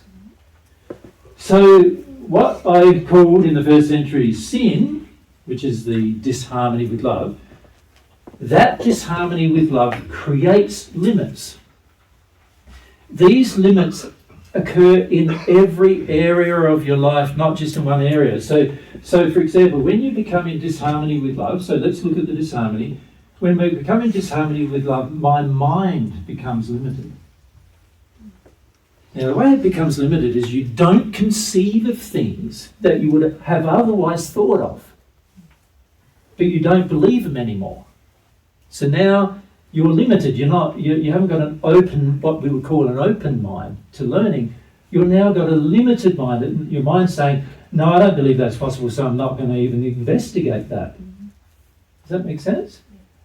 When you're out of harmony with love, this is what happens to you. You become closed-minded. Right? And the sin, you could say, the disharmony with love, causes all sorts of closed-mindedness in lots of different areas. So there's a closed-mindedness in perception. In other words, when I can see things versus when I can't see them. I can't perceive that it's possible anymore because my mind's closed to the idea. There's also, we're closed to suggestion. Does that make sense? I already think I know the thing, and so why would, when you make a suggestion to me, I go, no, it's not like that. I already know, I think I know. And so my mind is now closed to suggestion. My mind can also become a part of what closes me emotionally. Like I say, I don't want to have that bad experience, or I don't want to have the potential of that bad experience, so I am not going to have that experience, and I use my mind to prevent that experience. An example of that is you might have been injured in a love relationship at some point in the past, and then you decide in your mind, I'm never having one of those again. All I'm ever doing is having sex now, not love with sex, or not going to be in love with somebody. You know, you can decide that and not understand the amount of problems that's going to cause you in your future through that mind now being closed. So your mind can be closed to intellectual ideas, but it can also be closed to emotion. It can be closed to experiences. It can be closed to senses. It can be closed to all the different areas that you might choose to close. And in doing so, you're now using your mind to oppose the operation of the universe. Because the operation of the universe is to expand you in all those different experiential areas. And in your mind, you go, but I don't want to be expanded in those areas. So your mind is now being used to close you down from the experience. In other words, your mind is being used in a sinful manner. It's against love to do that. Right? Once I understand that when I do that, I'm out of harmony with love, that can change a lot of my ability to grasp and want to experience new things. Right? So when I use my mind out of harmony with love, I am now unable to understand the universe in which I live. So you could say, bringing my mind into more harmony with love is going to help me understand more things about the universe in which I live. Make sense? Yeah. Now, it's the same with your senses. You can use your intent or your will to try to shut down your senses. You know, it's like when you eat something that's doesn't taste very good, you know, so you go like this. Isn't that true? Why do you block your nose? Because you need to smell to taste. You need to smell to taste. Your taste is actually limited to your sense of smell, right? So by closing down a sense, you know, the olfactory senses that are in there, they're connected to your brain that register these things. Closing down the sense now closes down the experience. So this is how many of you can eat, you know, a pill or a bad thing for you. You know, coffee. Maybe you like the smell of coffee, so it's probably not a good example. They did a test of a guy who was a man who could tell you the 5,000 different types of teas. He could do it by just tasting them. And what they did is they measured his senses, and he could actually tell the aromas. From the aromas, he had such a well-developed sense of smell that he could tell you 5,000 different types of teas and what mixtures they were. Now, he was actually used as one of the tasters for new teas in one of the big tea companies that you would see in the supermarket. But what they found was when they blocked his nose, he could hardly tell the difference between tea and coffee. That's how powerful blocking one of your senses is.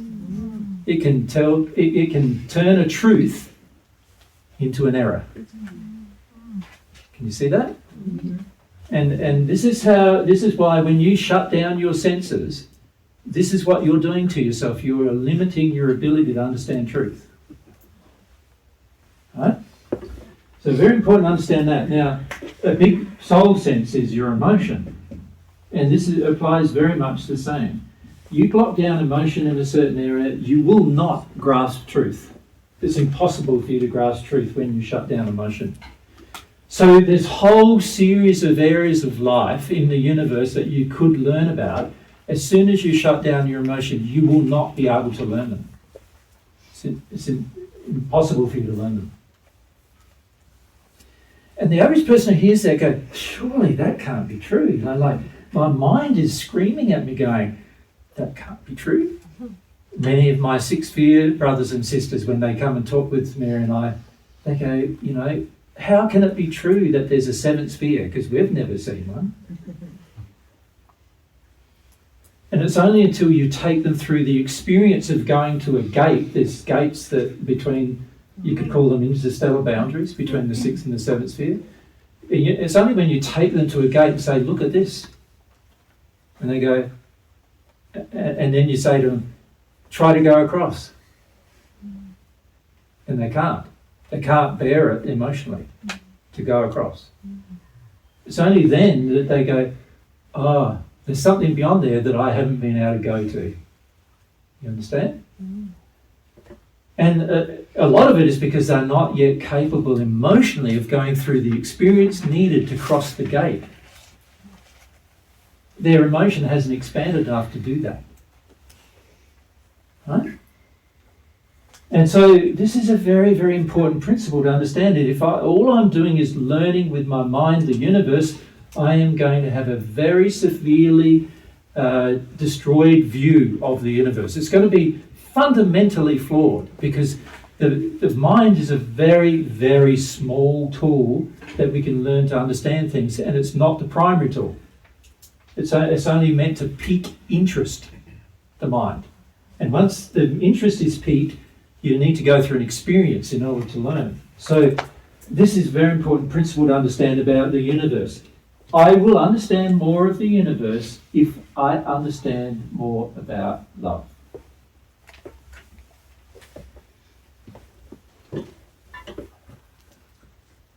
There's a practical reason for understanding love. And that is, you won't understand anything else unless you understand love.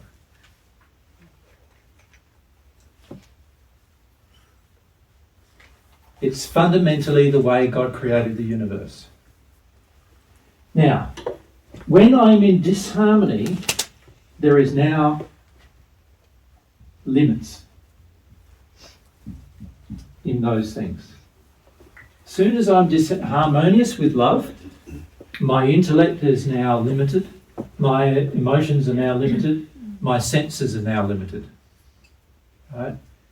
And the areas in which I am disharmonious with love will be correlated with the areas in which these senses and mind and emotions are dulled, where they're limited. So there can be some areas where I have no problem with love in that area, and so I can be less limited. But there's other areas where I have a huge problem with love, and so I have severe limitations. It's very important to understand that fundamental fact if you ever want to understand how the universe works. Because everything is going to be based upon the love that is present.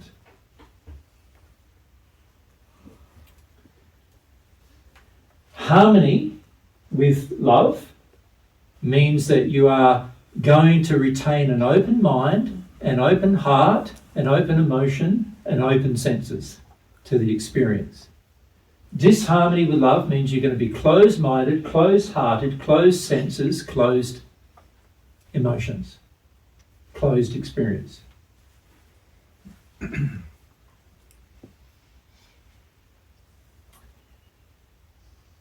It's a fundamental principle about how the universe works. Ulf? So does that mean that until I am in the seventh sphere, my ability to learn will be more or less reduced? It's not as cut and dried as what you're saying, because if you think about it, if you're in the first sphere, then your disharmony with love is such. Let's say the love of the perfect natural man is the sixth sphere, and you're in the first sphere. Then the disharmony with love is so great that there's a lot of things you will not understand, and you won't be able to experience, and you won't be able to feel them while you're in that state, right? But then when you get to the second sphere, what happens? Now you're more harmonious with love. So what will happen is that as a result of you being more harmonious with love, there's more things you will understand. And you'll understand them not just in your mind, but you'll actually go through the experience, the sensory and emotional experience, that is less limited because you're now in a better state. Now, you asked about the seventh sphere. There are things to do with the one with God you have no understanding of unless you enter the seventh sphere. You just won't ever understand them. But even that is a growing process, because in the third sphere, or in the spirit world in particular, this is in the third sphere, you can learn things about that love, and then you will understand things that other people in the third sphere don't understand, because they haven't had that love. Okay, that makes sense? So it's not a sort of thing where you just draw a line in your development and you go, but above that I'm loving so I understand, and below that I'm unloving so I don't understand. Every single part of your experience is going to be governed by this. In every place you could ever exist, on earth, in the spirit world, wherever you exist, it's all going to be governed by the limitation of the love you have. And the more severe the limitation of love, the more limited your mind is, the more limited your senses are, the more limited your emotion is. And this is what I find very ironic. Many people on earth are in a first sphere condition and they're so therefore very disharmonious with love. But they believe in their mind they understand a lot of things, almost everything. And they have no idea how self-deluded that is. And this is what I'd classify as arrogance.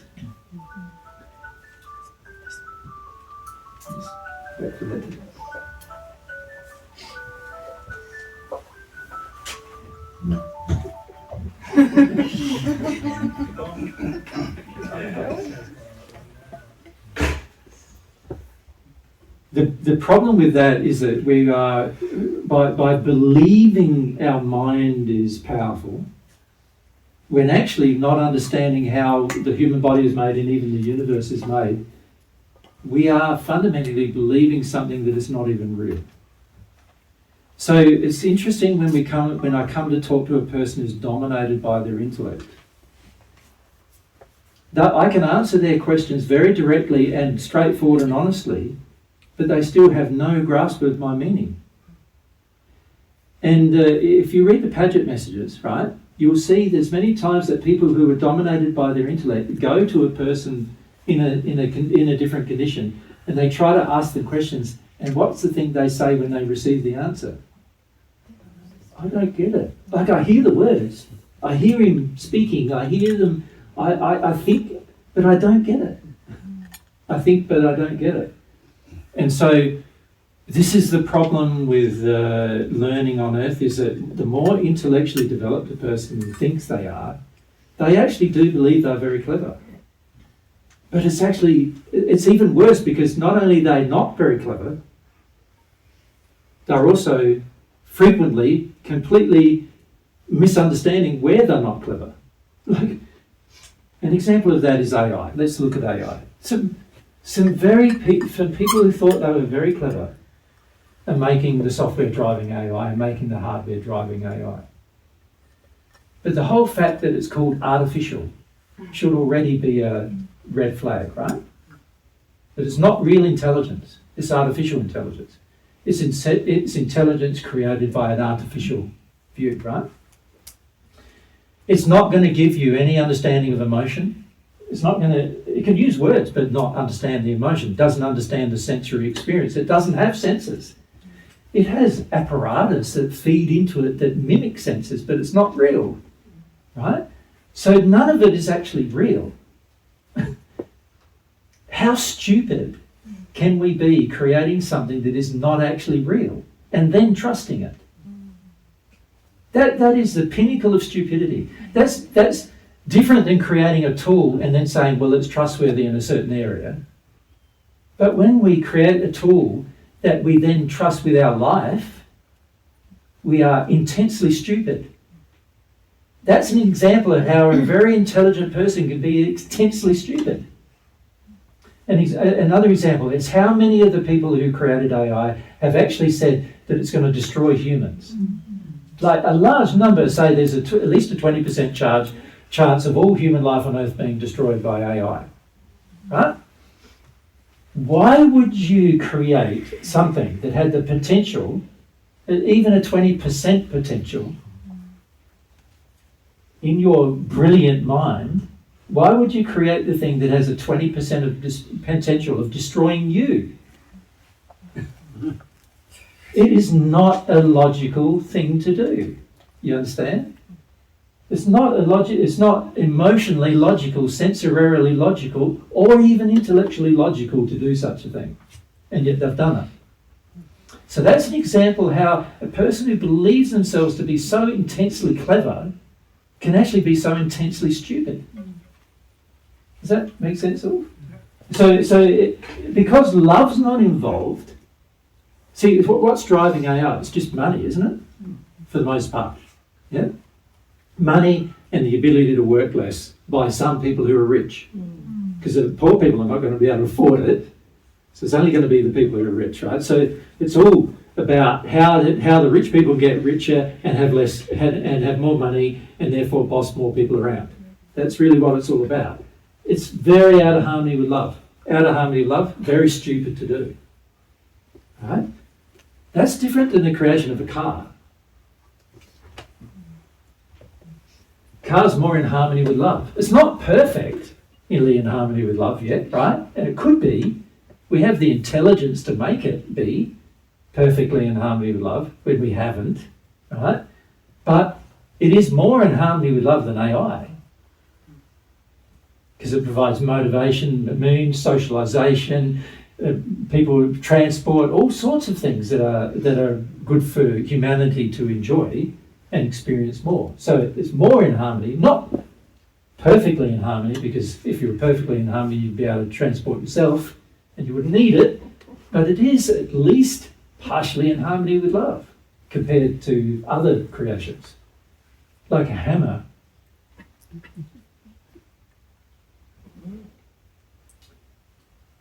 Well, it has pros and cons, doesn't it? Like a knife. Pros and cons, yeah?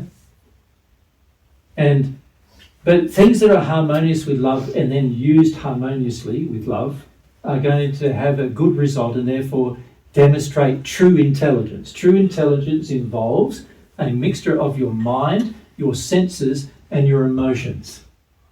That's true intelligence. Right? A person who's just clever intellectually and doesn't incorporate the other two areas of their life is stupid, because the mind is running without any inputs. Remember we talked about this a couple of weeks ago, or a week ago, wasn't it? When I was talking about truth, remember? It was a couple of weeks ago. Remember I said that your determination of truth requires far more than your mind. Right? Your mind is like a machine that has all these inputs that then it makes assessments about. Many of those inputs, the majority of them in fact, are senses, sensory inputs. And many of them are also emotional. There's emotional inputs going into your mind, and as a result of the emotional inputs and the sensory inputs, your mind is able to make wiser choices and decisions. If those sensory inputs and those emotions do not exist, then fundamentally your mind is like a sponge soaking up everything without being able to determine the pros and cons of anything. Right? Very dangerous to have a mind like that. Right? When the mind and the senses and the emotions are in harmony with love, now we can truly learn the universe. When the mind, the senses and the emotions are out of harmony with love, we are now fundamentally flawed in our learning ability. And unfortunately, that's where the majority of humanity is.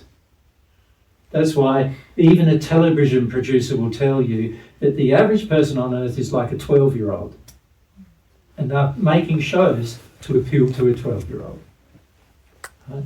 Because none of us have grown up with our senses and our emotions. We're fundamentally babies still with our senses and our emotions. And as a result of that, we have huge limits. Oh.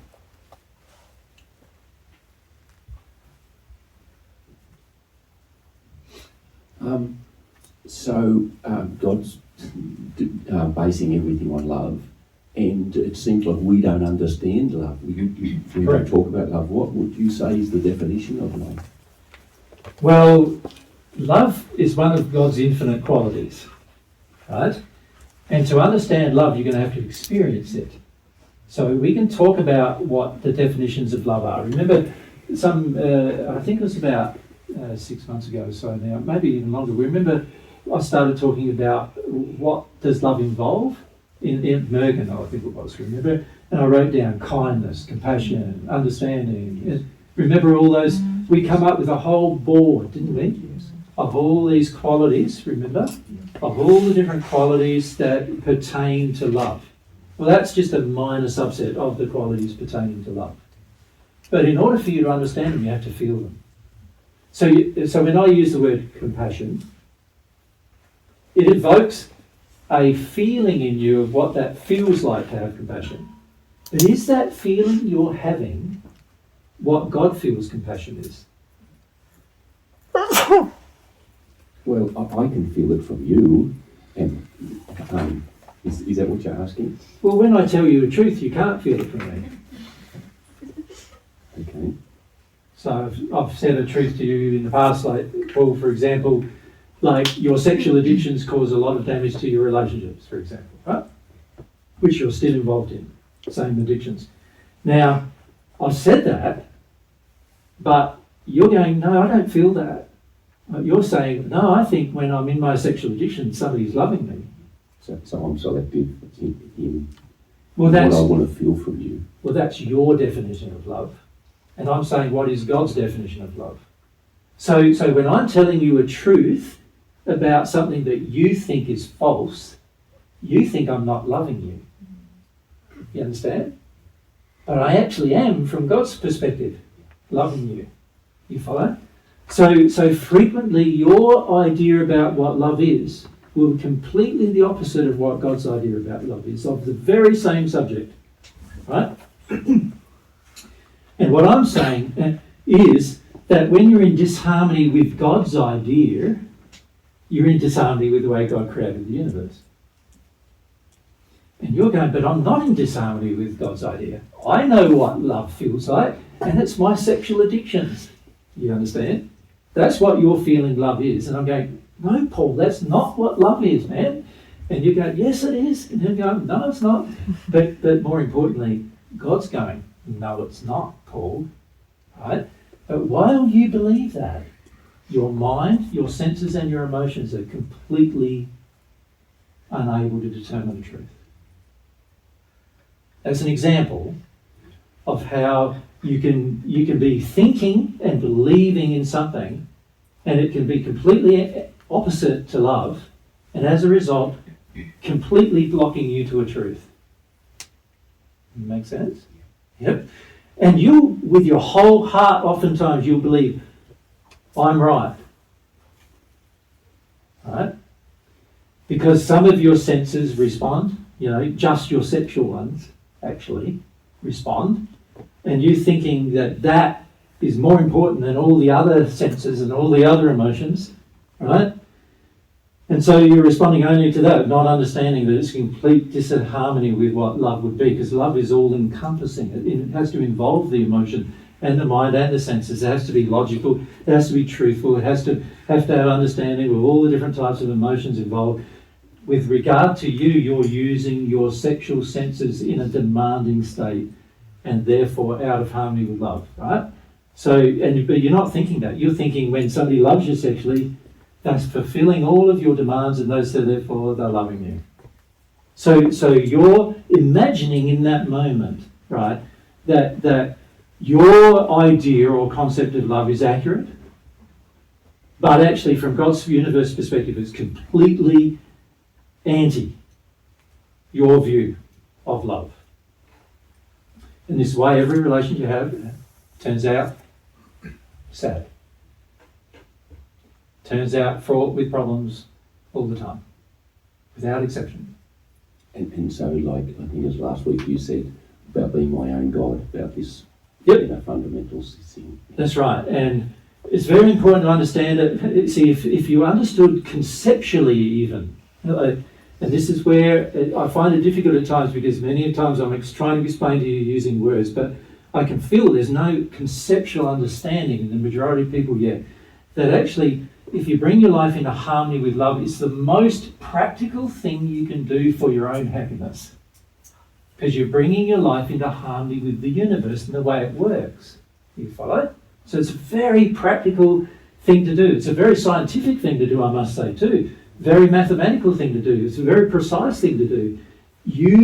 A lot of you, when you come to relationships, you think that relationships are sort of like a social experiment mistake. Is the way you sort of see them. You know what I mean? And do you understand what I mean by that? Sort of like, I'll try it and see how it works. And I wasn't very happy. I wonder why. I think it was just because that person didn't like me, or I think it was just because, we come up with all these ideas. The reason why it didn't work? Because it wasn't in harmony. Understand? So the average person's going, no, that's not true, that's not true. There's just something I don't understand what happened that caused me to be unhappy there. But from God's perspective, it's a mathematical certainty you're going to be unhappy. If we're not in harmony with love. Yeah, God's view of it. It's a mathematical certainty you're going to be unhappy. It's also a mathematical certainty you're going to experience pain of some kind.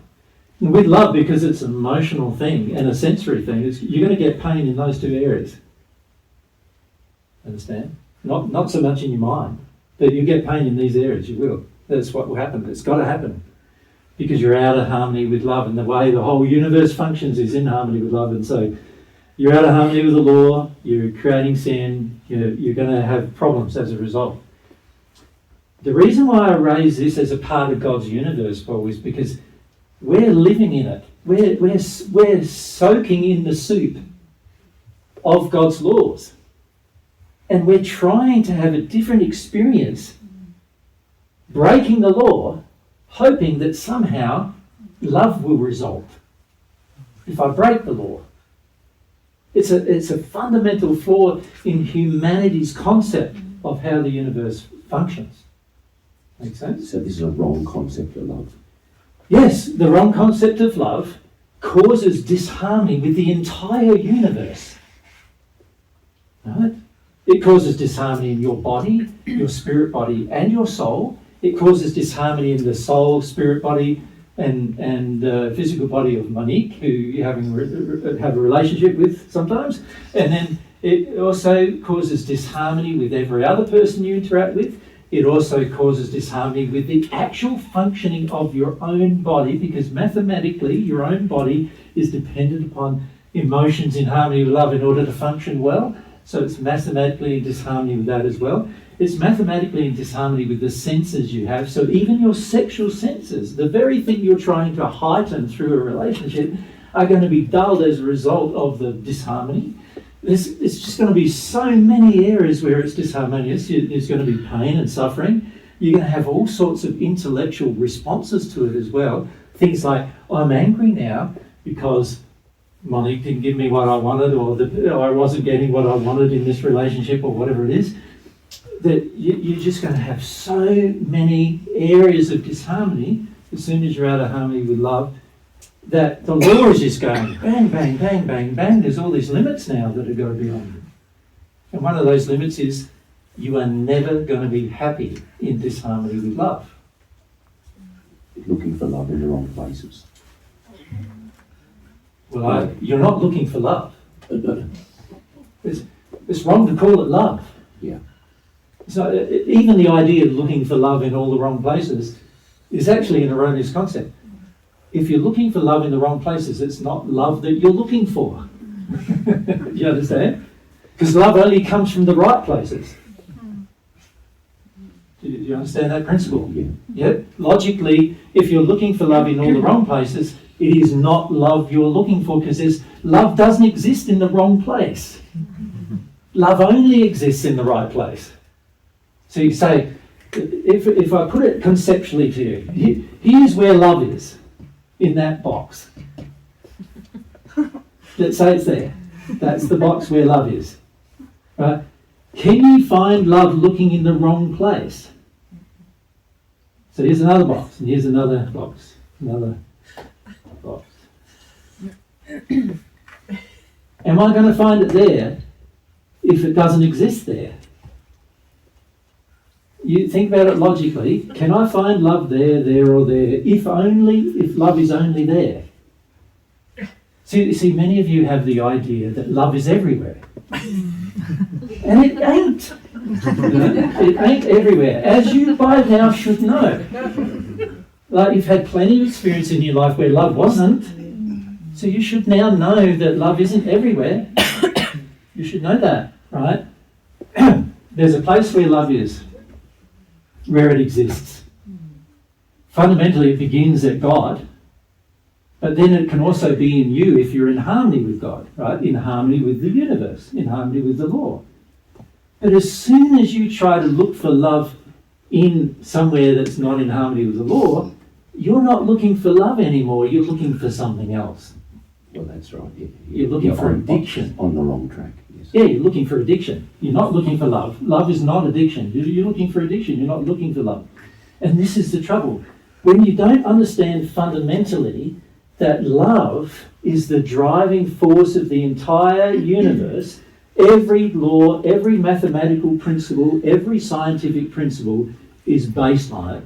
When you don't grasp that in your emotion, your experience, what you do is you think you even say to yourself, I'm looking for love in all the wrong places. But love doesn't exist in a wrong place. It can only exist where God is, and it can only exist where humans in harmony with the law are. That's the only place it can exist. Mon is not in harmony with the law when it comes to love. You will not find it there. You understand? You can't find it there. Now, there might be a time in the future when she is. Then you'll find it there. But at the moment, she's not. She's power-driven, driven by desires in disharmony with love. You're not going to find love there. You're looking for it there. Why? Because you're in an addiction. You're looking for love when, in what you call the wrong place, but love doesn't exist in the wrong place. You imagine it does. And your imagination's driving you. Makes sense, Paul? Have I gone beyond everyone's understanding? No. These are fundamental principles that we need to understand about love. Right? Mary, you want to comment? Maybe if we leave the mic with Paul and get the other mic. Yeah, thanks.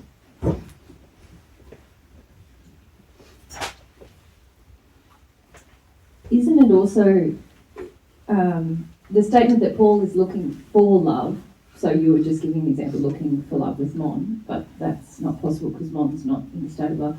But I would contest that Paul is looking for love. No, he's not. No. He's looking for addiction. Because you can be looking for love with someone who's in a state of addiction, and all you're going to do is bring truth, and you're going to. But you wouldn't even look for love in this. You wouldn't expect it to be there. No, because it can't be where it's not.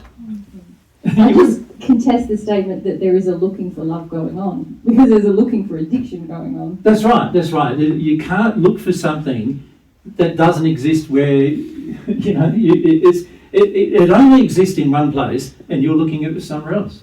And if you were self-aware, you'd know I'm looking for addiction or I'm looking for love. You wouldn't call looking for love looking for addiction, looking for love. You can't look for love anyway. You can only experience it. So I would even say the whole Exactly. idea that you're looking for love is actually you're looking for an addiction to be met that you call love, right?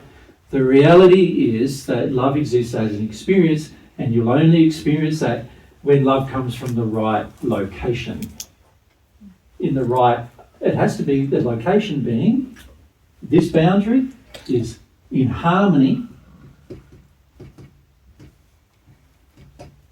with law. That's the only place you're going to find it. When you're looking for love out of harmony with law, you're not looking for love anymore. And I guess what I'm saying is, unless you're looking to love, you're not going to find the things that are in harmony with law anyway, are you?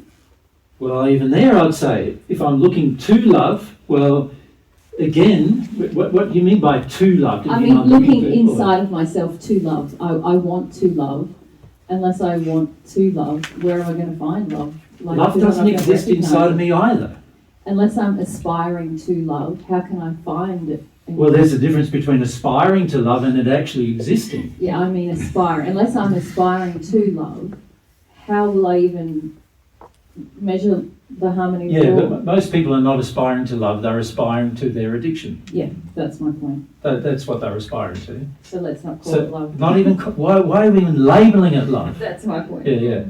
Well, you should be calling it evil. Evil. Evil is what we should be calling the opposite to love. Not just evil, evil. Evil is anything that's out of harmony, in disharmony. Anything that's sin is evil. You're looking for evil. You're going to find it exactly where you're looking for it. So in that, would you say that there's no good intent in my being with Monique? Now we're getting into a personal decision you need to make, Paul. Okay. But I don't feel so, no. If you examine the love that God, the way God defines love, and you look at the entire universe and what's playing out in your life with regard to it, you can see very plainly that God doesn't agree with you. Right? So, why don't I accept that? Because I think I'm magical and a God myself and I can create my own reality, and somehow by doing what I want, that I'll somehow get love. Right? So, and this is where we're fundamentally out of harmony with the principles of the universe. Right? this is the thing I feel many of you don't understand, how practical it is to bring you think that a lot of things I'm sharing are sort of like ideas or concepts that I've dreamed up or something. They're not. What I'm sharing with you is how the universe actually works, how God designed it to function, how God designed your soul to function. The way you're engaging your soul, it can't function. It's not going to function properly. When you look for love where it isn't, then you can only be looking for something else other than love. And the only thing you're looking for is the opposite of love, or evil. That's what you're looking for. You want some woman to come and fawn over you, think you're wonderful, give you sex whenever you want it, desire all these things from you, and such a woman would only be providing you evil.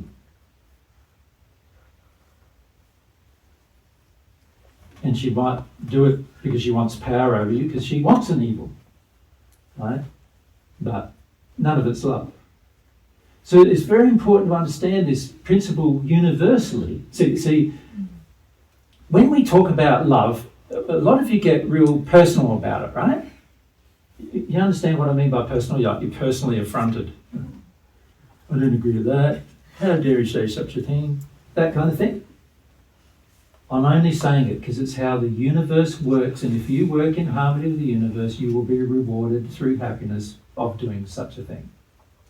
If you keep working in disharmony with the universe, you are going to get that reward too, which is not a reward, but a penalty, the penalty of evil. Right? That's what you will have. Makes sense, Paul? Yeah, like addressing our selfishnesses and stuff like that. Yeah, not understanding the whole universe is against us. See, many of you think, oh, but it's just my personal thing. I think I should be able to do that. I think I should get away with that. I think that everything should be fine because I like it and I think it's wise and I think I'm God. I think that I should be able to do all of these things that I think are right, right? Not understanding the whole universe, the mass, the science of the universe is against you. Yeah. Yep. Back to the fundamental sin. Yeah. Yep. No, the whole universe is against you. It's the whole universe is saying no. This is why you end up unhappy in relationships, because the whole universe is saying no to the way you want a relationship. Does that make sense to you? The whole universe is saying, Paul, no.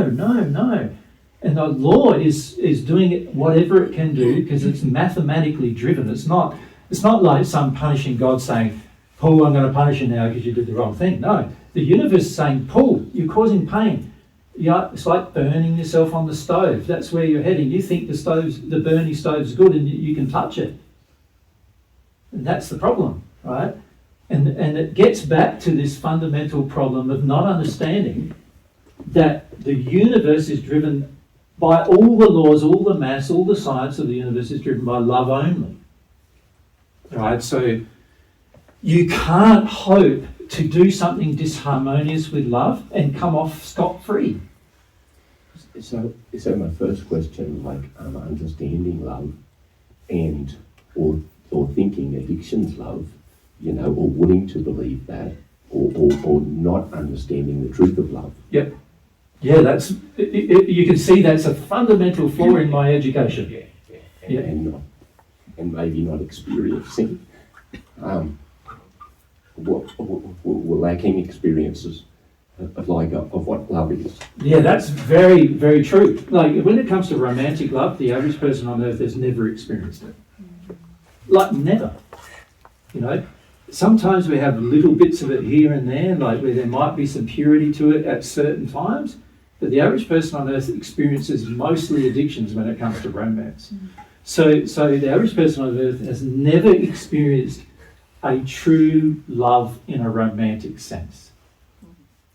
So now when that's been your experience, you're going to be looking for your inexperience. You're going to be looking for what you think is the substitute for that romantic experience when it's not. That's what you're going to be looking for. And it's very much the same with love. The average person believes, person who likes me all the time, person who never disagrees with me, the person who just does whatever I want all the time, they love me. No, that's not love. None of that's love.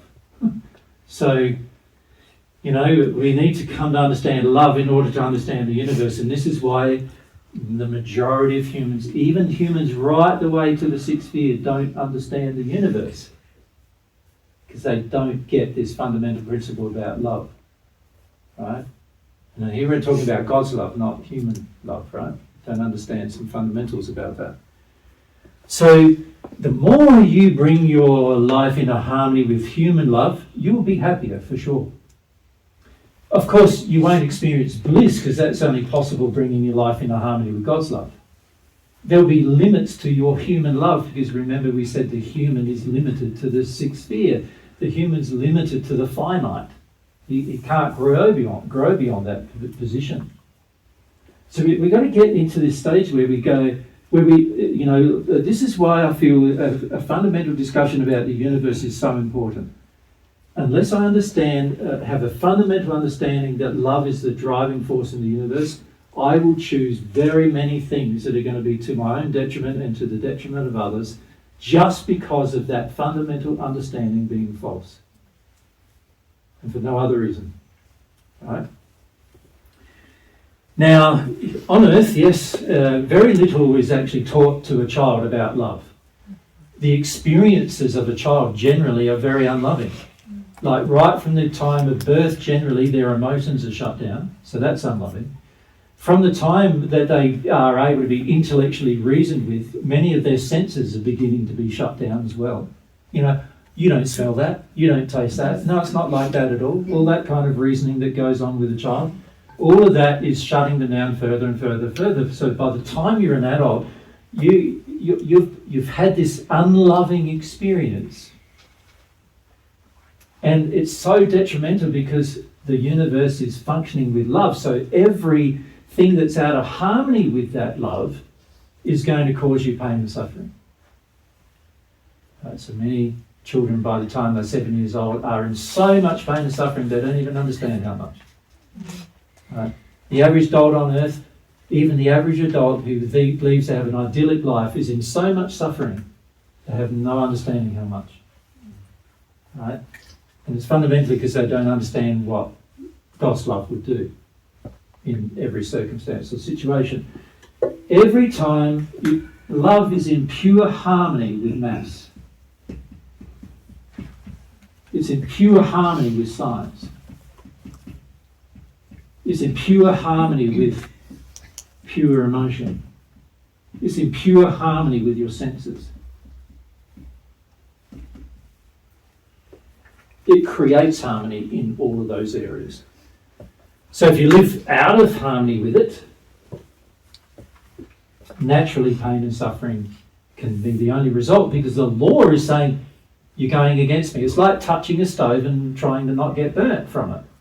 You're going to touch it, you're going to get burnt, unless you understand a higher law. The reality is there are some higher laws that can stop you from getting burnt when you touch a hot thing.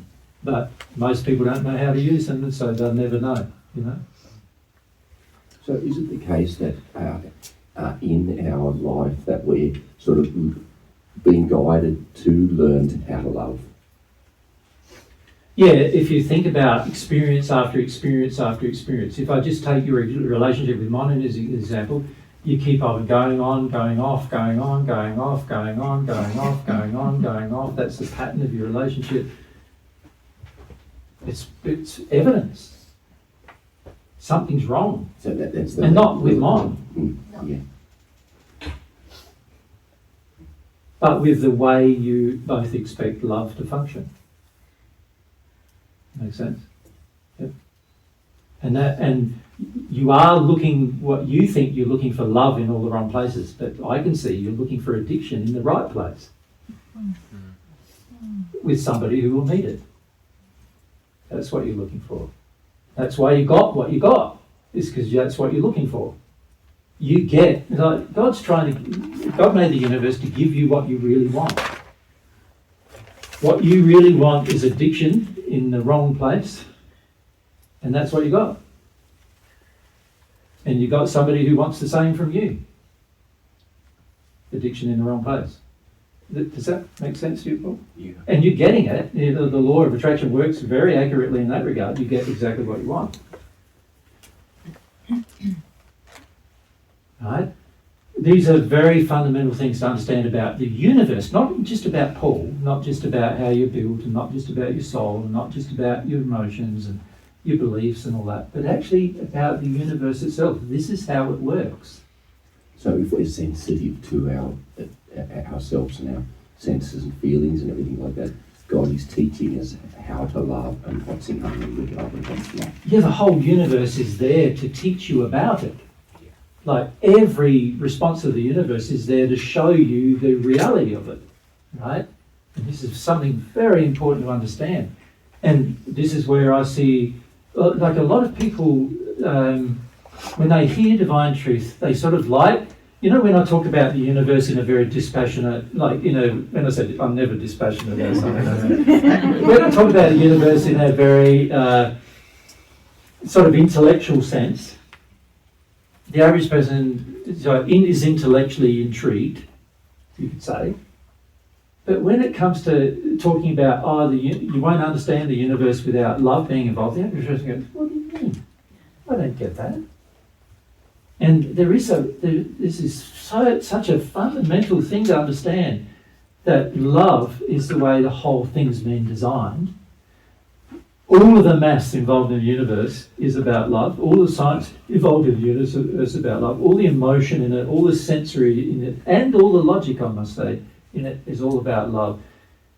How are you going to find love or find happiness in this universe if you're working in disharmony with that? You can't. You're looking for evil in the right place, but you're not looking for love in the right place. Makes sense? Yeah. It's very important to look for love in the right place. Love is only harmonious with law. Love is only harmonious with law. In fact, every single law has been created to love the human. So it's only harmonious with law. Right? Every time you think you're doing something that's in disharmony with the law, you're automatically also in disharmony with love. You're automatically also in disharmony with the whole universe. And there will be consequences as a result of being in disharmony with the whole universe. Major ones. Major consequences. The very first major one is you'll be unhappy. That's the very first major one. Along with that, there'll be pain, suffering, potentially if you go on too long in it.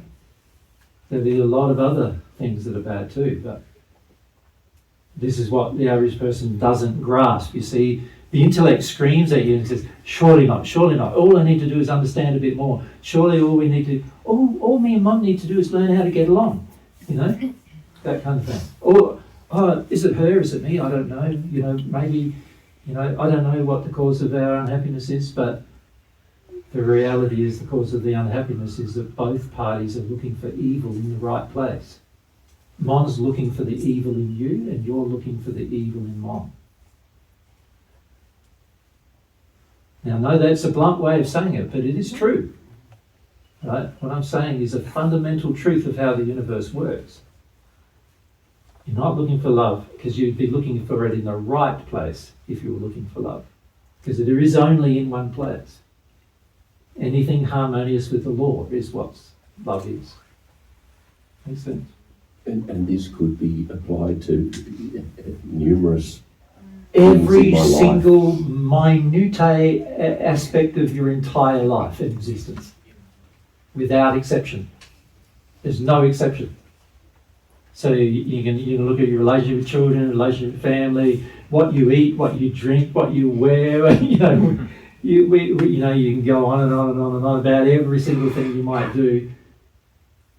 Anything out of harmony with love is going to be disastrous at some point to somebody, including you. Yeah. And this is a fundamental fact of understanding that the majority of people on earth have no grasp of whatsoever, because we've been brought up to believe love is something different than it actually is. Yeah.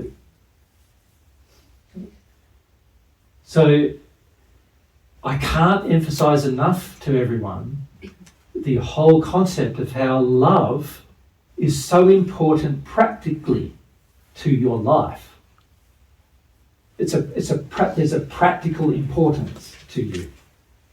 Can't emphasize that enough. Nikki? So Jay, is this kind of why you said, I think in the past, like love is the fulfillment of the law? Because Correct. like in that diagram you've done there, Yep. we wrote love in the cube. Yep.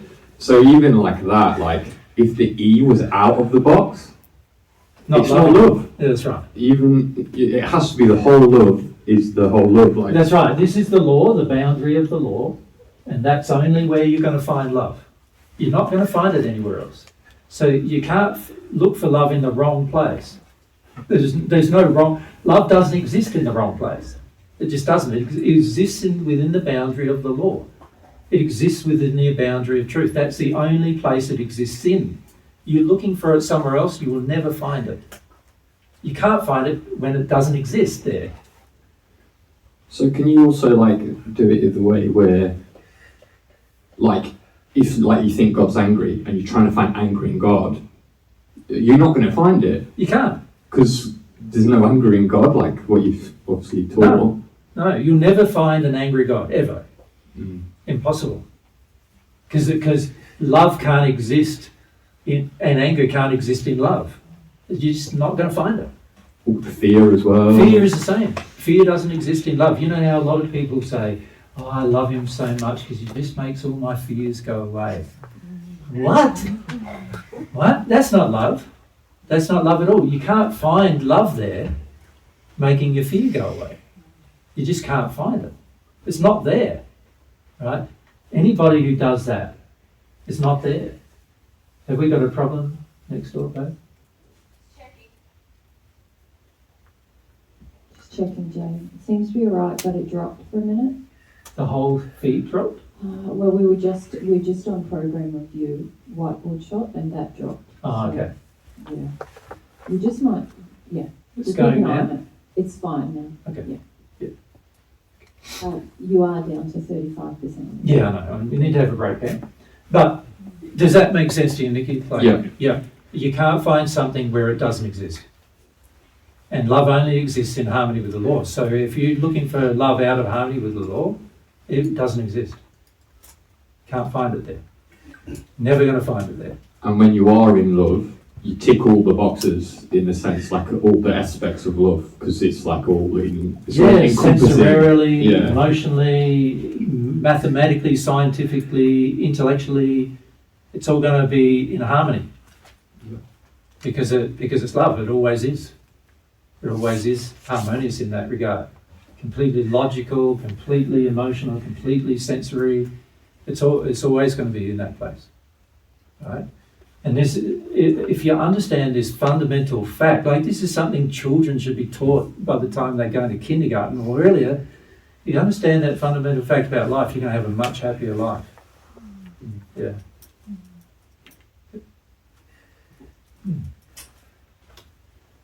Can we pause now and have a break? Sound all right? Thank you.